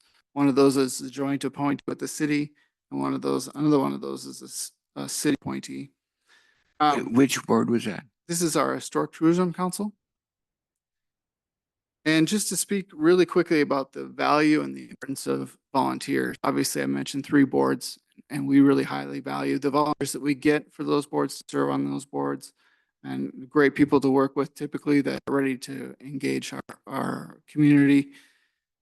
But we also see volunteers in historic preservation, and we track some of that volunteer work. And Pam Tardo shared with me some of the data. Since April 1st, between April 1st and July 24th, we've had 387 volunteer hours logged. That's with 26 unique individuals participating and engaging in work that's surrounding historic preservation. So really tremendous outpouring of support for that particular endeavor, and a lot of people involved. If you have any questions for me, I'd be happy to answer them. Any questions? And this is Greg. I mean, you're one of the ones that we have frequent contact with regular basis. And so we're usually fairly up to date with a lot of the stuff going on. But appreciate this from the public perspective. There's a lot happening. So thank you. Thanks. All right. Who's next?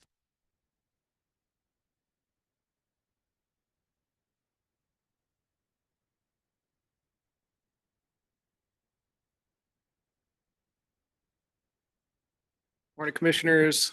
Frank Cornwell, CFO of the county. Just a quick update for you guys. I know that we've had a lot of discussions with the finance department lately with the budgets being approved.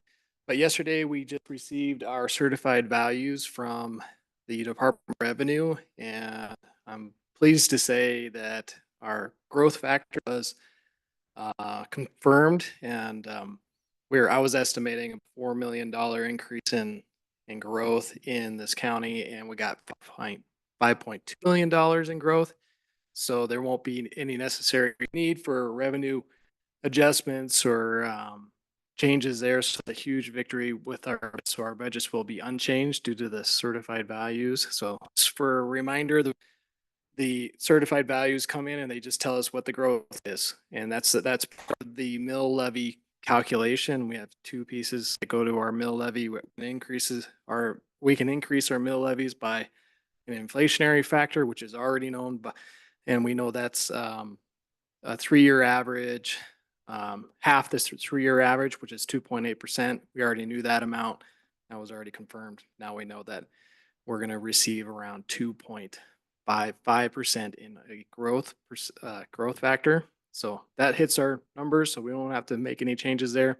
The other item that the finance department is working on is the very large and complicated budget book that we turn into the state of Montana that is due to them by the end of September.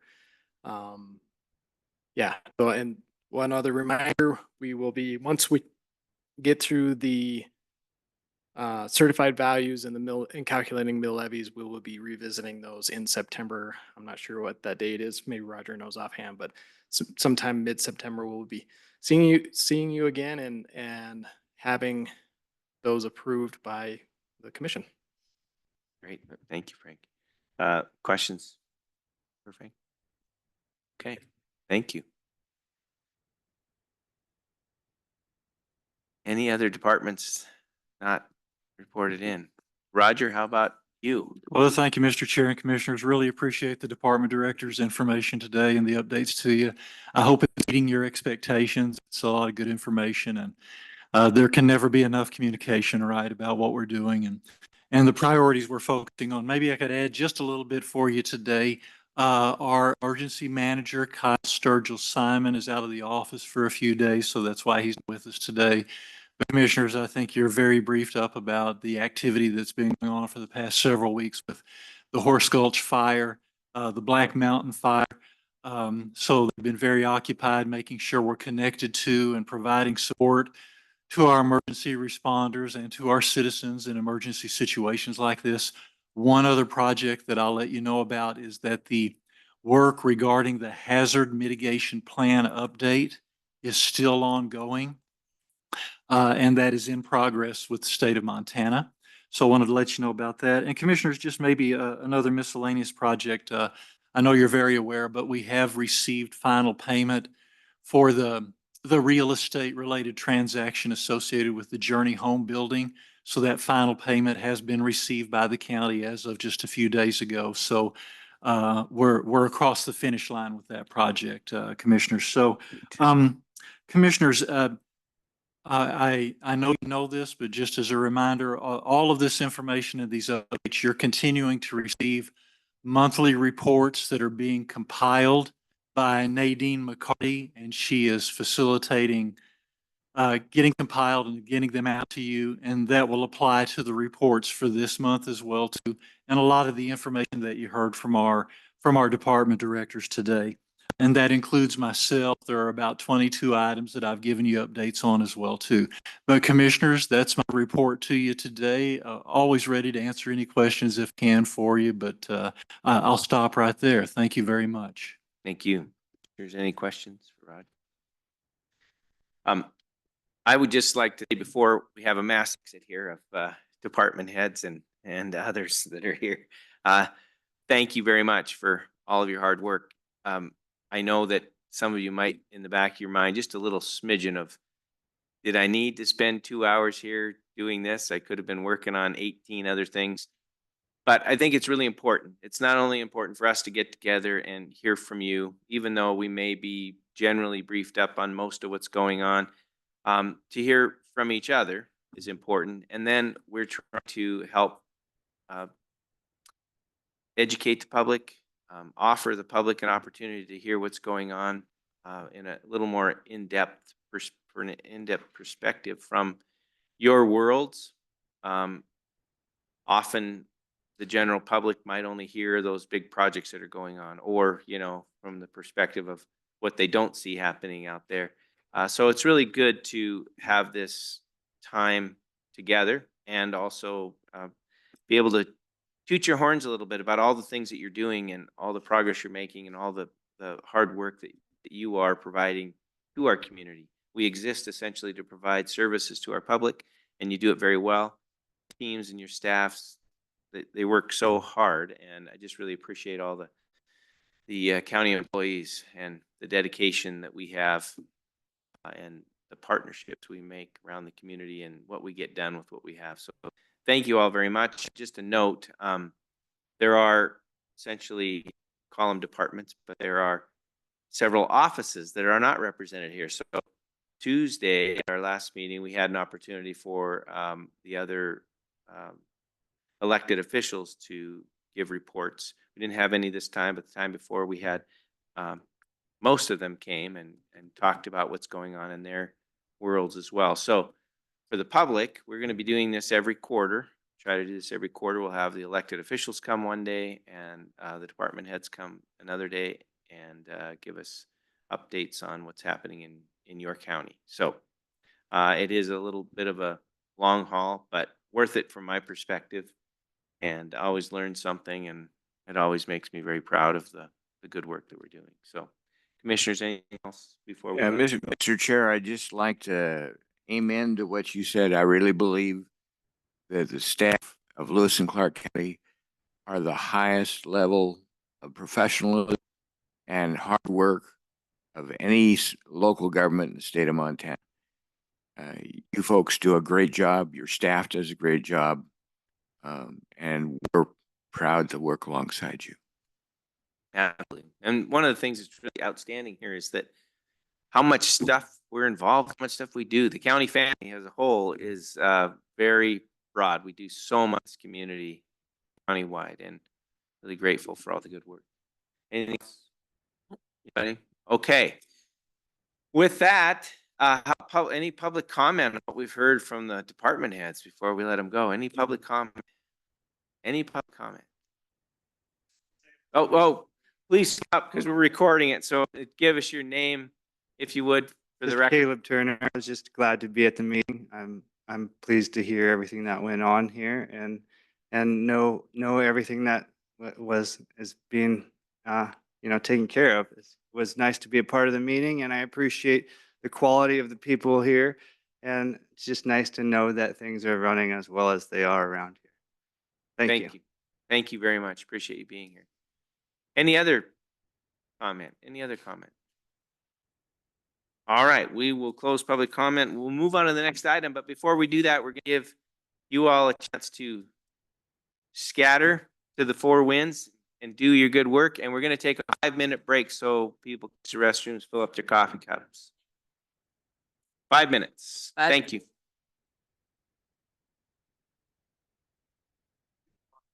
To officially reconvene, are we all up and running? Thank you, Randy. Okay.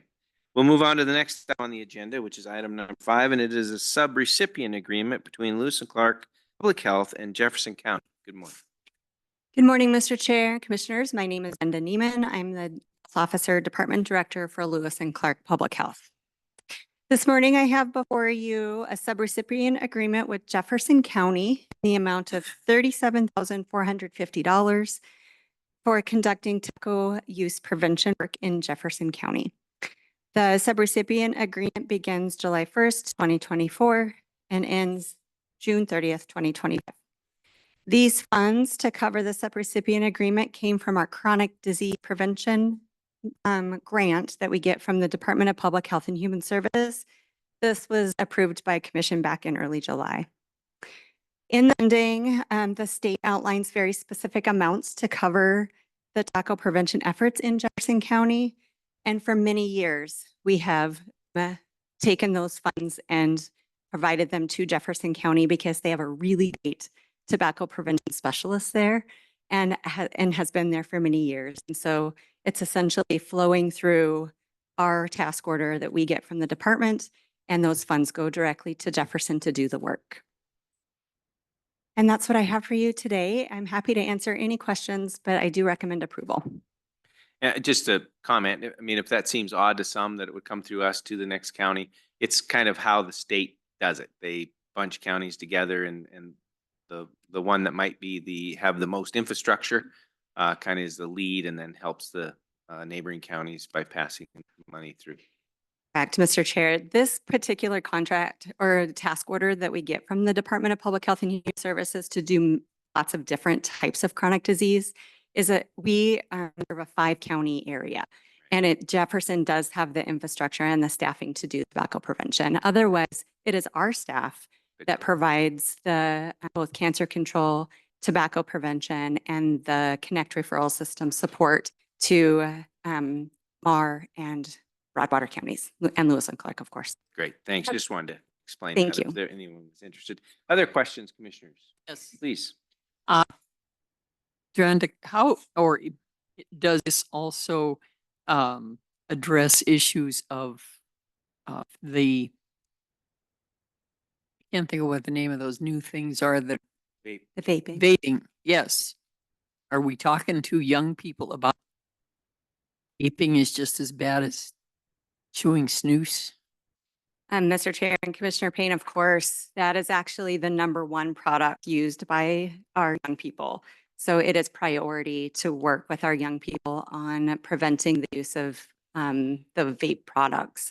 The industry targets our young people with those, and they get them hooked on vape. And then as they grow into adulthood, they transition over to other tobacco products. But yes, absolutely. We follow the data of what's happening in our area, and we follow the national trends, and we follow evidence-based practice for tobacco prevention work, which includes vape products. Yeah, thank you.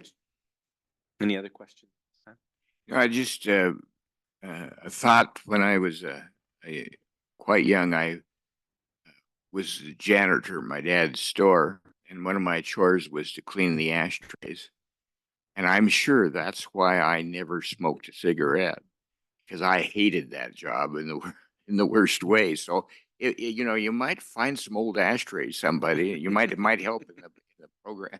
Commissioner Rolfe, thankfully we have the Clean Indoor Air Act, and in public places, you are not going to find an ashtray. So That's right. thankfully.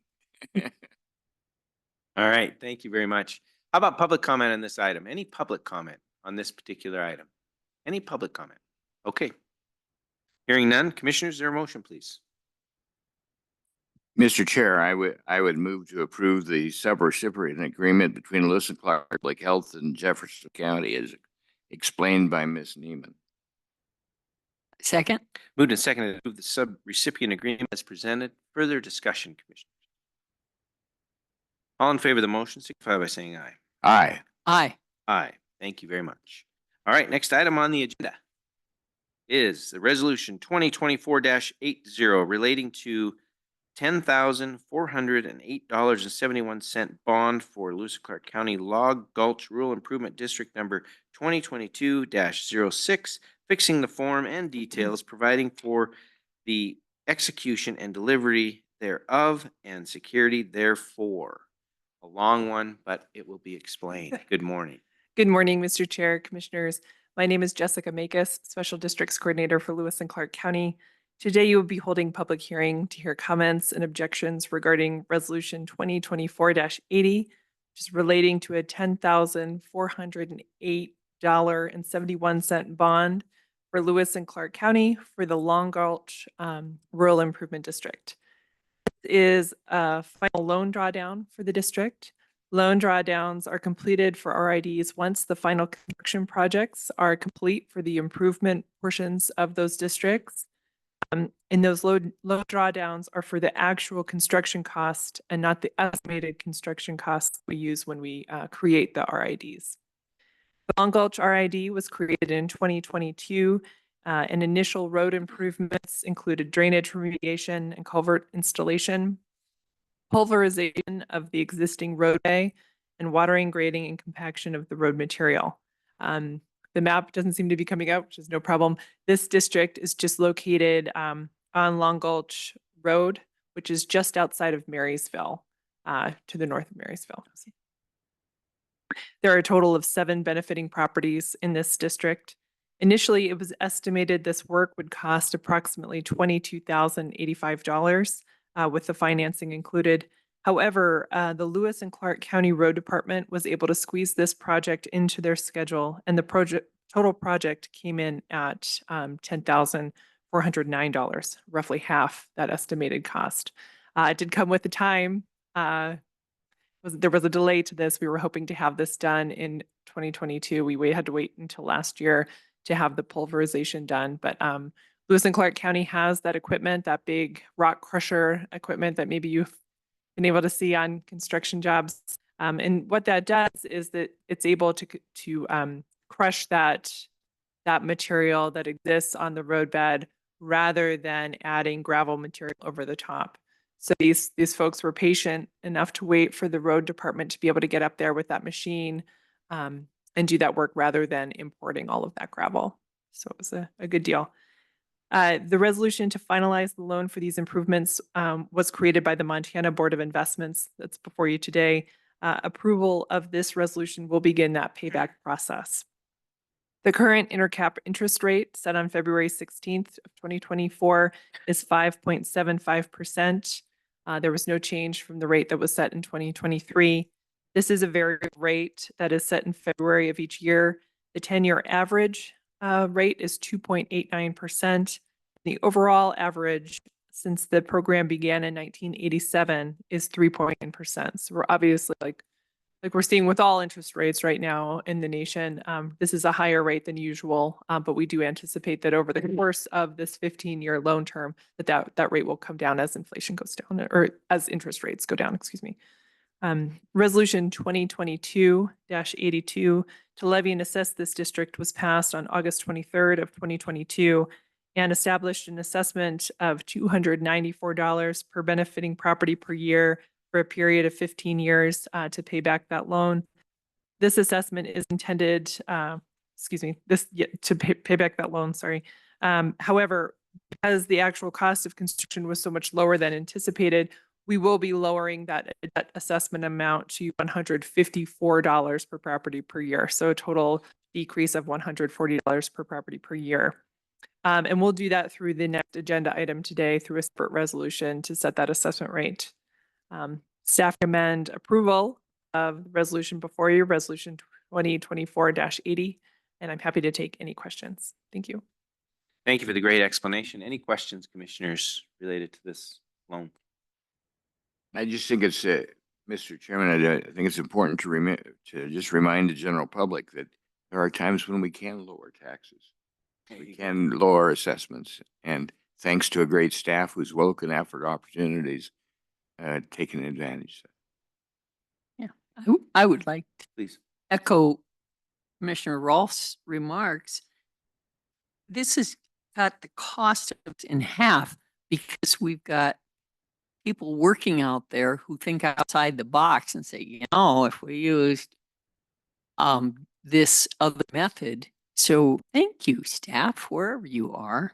I like the idea of cutting the price in half. Chairman, Commissioner Rolfe and Commissioner Payne, to that comment. It's not very often that we're able to use the county road resources for RID projects. And the reason for that is because the road department is so busy, as we heard with Director Chambers' update about the staff and the resources it takes just to maintain our gravel road network. But occasionally we are able to squeeze these kinds of things in when we can. And it's through the coordination with Caleb Marcus, our RID construction coordinator, and Kevin Horde and Ed Tinker with our road departments that are able to make those things happen. So the credit goes to those folks. Thank you very much. Any other questions? How about public comment on this resolution? Any public comment on this resolution? Any public comment? Commissioners, this the full title has already been read into the record, so we just need a motion to approve resolution 2024-80. So moved. Second. It's been moved and seconded to approve the resolution as presented. Further discussion. All in favor of the motion signify by saying aye. Aye. All right. Next item on the agenda is resolution 2024-81, levying assess the Long Gulch Rural Improvement District number 2022-06.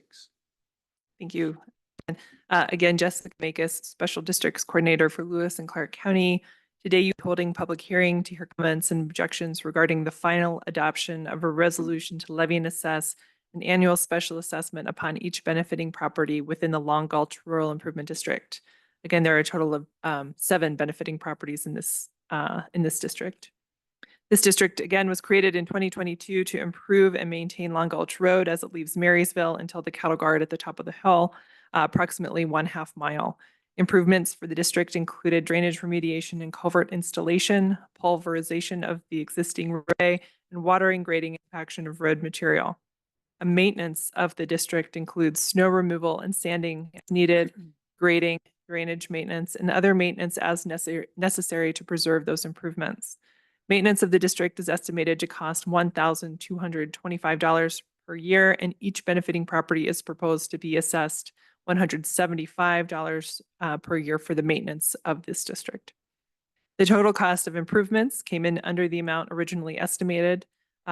Initially, it was estimated this work would cost approximately $22,085, including the 5% requirement of the RID revolving fund.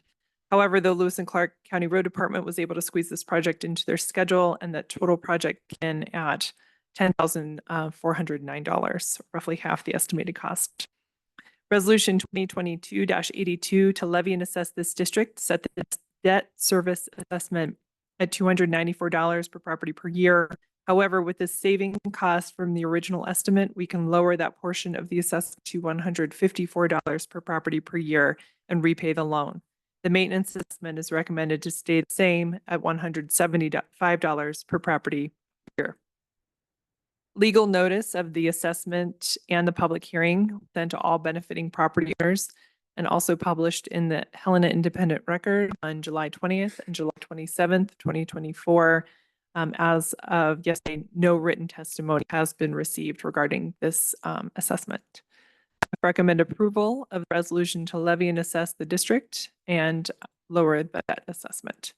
I'm happy to take any questions. Thank you. Thank you very much. Any questions, commissioners? Any questions? Okay. How about public comment on this item? Any public comment on this item? Any public comment? Okay. Hearing no public comment, commissioners, how about a motion? Mr. Chair, I would move to approve resolution 2024-81 to levy and assess the Long Gulch Road Improvement District number 2022-06, as explained by Ms. Makus. Second. Moving to second to approve resolution 2024-81 as presented. Excuse me. Any further discussion? All in favor of the motion signify by saying aye. Aye. Thank you very much. All right, appreciate it. We're on to the next item, which is Resolution 2024-82, increasing the solid waste disposal fee as recommended by the Augusta Solid Waste District Board. Good morning. Good morning, Mr. Chair, Commissioners. For the record, Misty Edwards, Finance Coordinator in County Finance.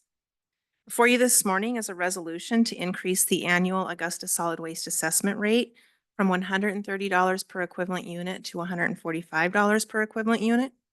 On April 12th, 2024, the Augusta Solid Waste District Board met and voted unanimously to increase the Augusta Solid Waste Assessment in order to operate the Augusta container site, purchase equipment, service debt, and to maintain adequate cash reserves. On July 18th, 2024, Resolution 2024-73, intent to increase the Augusta Solid Waste Annual Assessment, was approved by the Board of County Commissioners. Legal ads appeared in the Helena Independent Record on July 20th, July 27th, and August 3rd, with public comment due to the Clerk and Recorder's Office by August 5th. And as of yesterday at 4 o'clock, no comment or written testimony had been received. Staff recommends that the Board of County Commissioners approve Resolution 2024-82, increasing the Augusta Solid Waste Annual Assessment as recommended by the Augusta Solid Waste District Board. And I'm happy to answer any questions. Thank you very much. Questions, Commissioner? Or comment? I can make a comment. I sit on this board and attended the discussion of this matter, and it seemed like it was well supported in our discussion and in the community. Thanks. I'll ask a question just about how the process so people understand that. And it's just really looking at what are our likely expenses in order to run this service, right? Keep the site open, pay the staff, and the disposal fees that are charged by the company that comes out. Republic? Is that Mr. Chair, it's actually Lewis and Clark County Landfill. Oh, now. we're doing, Yeah, okay. we are Yep. self-hauling to the That's county right. landfill. That's right. Okay, so you But- can respond to those comments. There's still costs involved, even though it's going to our landfill.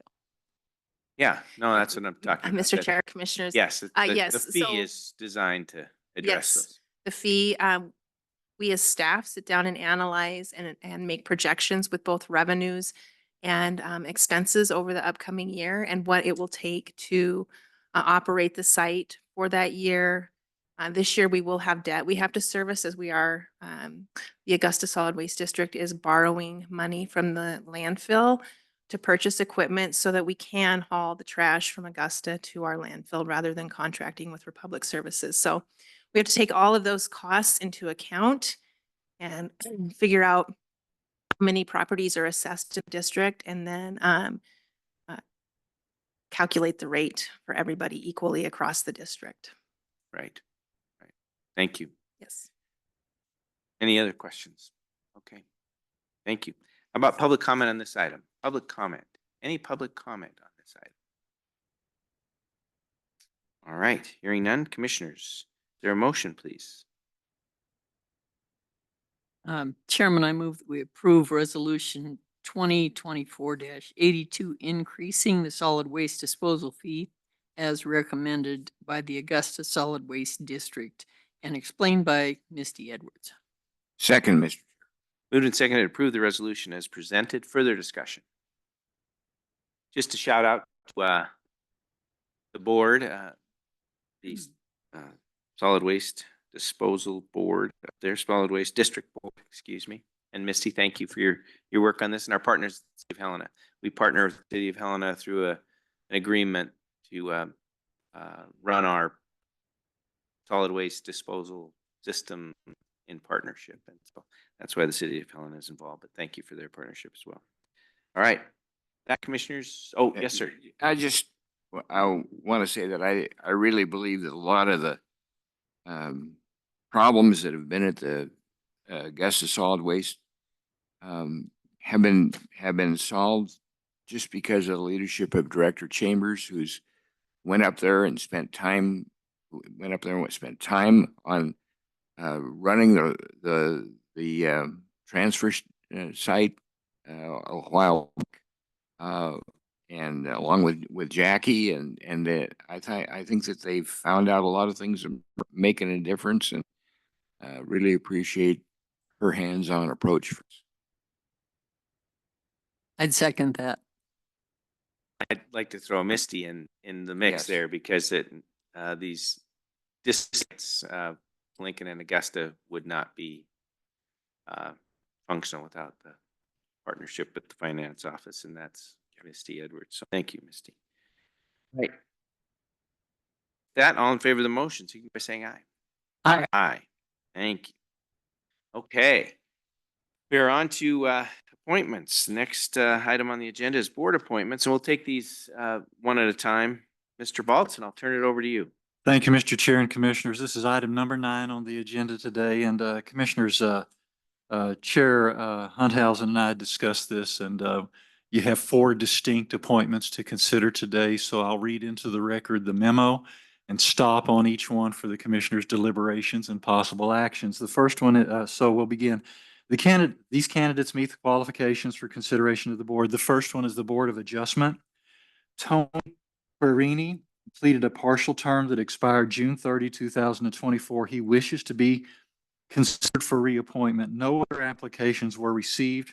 Action staff recommends that the commissioners consider the candidate for reappointment to the Board of Adjustment to a second term that expires June 30, 2026. Thank you. Commissioners, discussion, questions? If not, how about public comment on this proposed action? Any public comment? All right, hearing none. Commissioners, is there a motion to appoint Mr. Perini? Mr. Chairman, I would move that we appoint Tony Perini to a full term for the term he filled out at the end, ending June 30th of 24. Second. Moved and seconded to appoint Mr. Perini to the Board of Adjustment. That's where we're appointing him. And to clarify, the new term would end June 30th, 2026. Is it 26 or 27? Yeah, 24, he was finishing that term. 26 is the new term. Okay. All right. Everybody clear on that? Everybody okay with that? All right. Any further discussion? All in favor of the motion signify by saying aye. Aye. Aye. Thank you. All right, Mr. Baltz. Thank you, Mr. Chair and Commissioners. The next item for your consideration is the Heritage Preservation and Tourism Council. Roger Day completed a partial term that expired June 30, 2024. He wishes to be considered for reappointment. Christopher Averill completed a first term that expired June 30, 2024. He wishes to be considered for reappointment. One application was received from Diane Klinsky. Okay. Thank you. So commissioners, we have 2 applicants that have been serving on the board and are eligible to serve another term. And then we have a new applicant. So questions, comments at this time? Can this be done do they have to be done one at a time, or can we? We can do them one at a time if you'd like. Or can we do them? We could do both jointly together as well. So this one, the Heritage Preservation Tourism Council, if there is a motion to do together, we could consider that if it's supported. But we'll take public comment on this one first, if there's any public comment. Any public comment? Okay, hearing none. Commissioner? Mr. Chair, I would move to appoint Roger Day and Christopher Averill to full terms on the Heritage Preservation and Tourism Council. Second. Moved and seconded to appoint Roger Day and Christopher Averill to second term. Further discussion, commissioners? Mr. Chair, Mr. Averill has taken a very big interest in fact, has been serving recently as chairman of the board. And Roger Day's a new member, but everybody's really excited to have somebody from outside of the valley on this board. And Roger's got a real interest, as we know from running into him when we have our meetings up in Lincoln. So great Great selection. Thank you.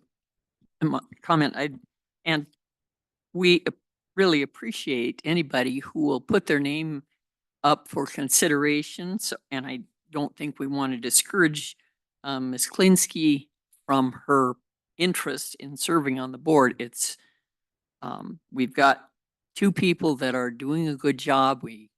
And so we're going to encourage them, but I hope that doesn't discourage other people from stepping up and volunteering on these boards. Those volunteers are so important to the whole working ability of our county. Thank you. Yes, and I like to, we have a general policy of folks can serve up to 2 3-year terms. So if folks have served their first term and it's been done in a positive manner, then like to, I like to support a second term for those folks. So I hope that Ms. Klinsky will stay with us. There'll be a person terming out in the near future, probably when there'll be an opening. So that would be another opportunity. So I am supportive of the motion as well. Anything else, commissioners? All in favor of the motion signify by saying aye. Aye. Aye. Thank you. All right, next item is go ahead, I'll let you introduce it. Mr. Chair, thank you. The next item is the Consolidated City County Planning Board. There's been a vacant position on the Consolidated City County Planning Board. 2 applications were received from Charlotte Berenson and Mark Kreiner. Action staff recommends the commission consider the applicants and select a candidate for the Consolidated City County Planning Board to a term that expires September 1, 2027. Thank you. Thank you very much. Commissioners? Comments, questions? I have a comment. I looked at the applications put in by both of these candidates, and they're both top quality candidates. However, it appears to me that Ms. Berenson has more experience related to planning. And so she might be a more valuable candidate. Mr. Kreiner has firefighting experience, which I know that's really important too, but it's nice to be able to have a choice, isn't it? So. Okay. Yes, I would agree that they're both good candidates. We can't go wrong. How about public comment on this item? Anyone want to make on this potential appointment? Okay, commissioners, is there a motion, please? I move that we appoint Charlotte Berenson to the Consolidated City County Planning Board. Second. Moved and seconded to support or appoint, excuse me, Charlotte Berenson, Barrettson? I'm not sure how to There's 2 N's. pronounce. Okay. Berenson. Berenson. There you go. Thank you. All right. Further discussion, commissioners. I would just have to agree. Both seem to have a lot of interest and a lot of and a good background. and the same. I would like to get them both on the board if they're interested at some point. So I hope that Mr. Kreiner would just hang in the next opening and get them on, if possible. Hopefully, at least we'll have the opportunity to consider that. All right, commissioners. With that, all in favor of the motion signify by saying aye. Aye. Aye. Okay. Next, Mr. Baltz. Thank you, Mr. Chair and Commissioners. This is the final board appointment item for you to consider today. It's for the Water Quality Protection District. Patrick Johnson completed a first term that expired June 30, 2024. He wishes to be considered for reappointment. 1 application was received from Adele Johnson. Action staff recommends the commissioners consider the applicants and select a candidate for the Water Quality Protection District to a term that expires June 30, 2027. Thank you. Thank you. Comments, questions, commissioners, at this point? Again, I think it appropriate that the candidate that already has some experience be given the opportunity to continue his growth and encourage his interest in this particular board. And then encourage Mrs. Johnson to, step up again. These positions open up pretty regular, so that's all. And yeah, I would just say, we keep all applications on file, and when there's a new opening, we reach out to those folks and ask if they're still interested, and their application would be already on file. Of course, we would solicit for others, but they'd be in the mix already, so that's good. How about public comment on this item? Public comment. How about public comment? All right, hearing another motion, please. Mr. Chair, I would move that we appoint Pat Johnson to a second complete term on the Water Quality Protection District, which would take him out through June 30th of 2027. Second. We're going to appoint Patrick Johnson to the Water Quality Protection District Board. As discussed, further discussion. Yeah, he's been active enough in the board that he's actually been the chairman here for a while. So I think that's very appropriate. I would agree. He does a good job on. Okay, all in favor of the motion signify by saying aye. Aye. Aye. Thank you very much. All right, we have come to the time in our meeting where we will take public comment on any item that is under the jurisdiction of the commission, but not on today's agenda. Is there any public comment? Any public comment? Any public comment? All right, seeing no public come forward, hearing no public comment. Commissioners, thank you very much. We will stand adjourned.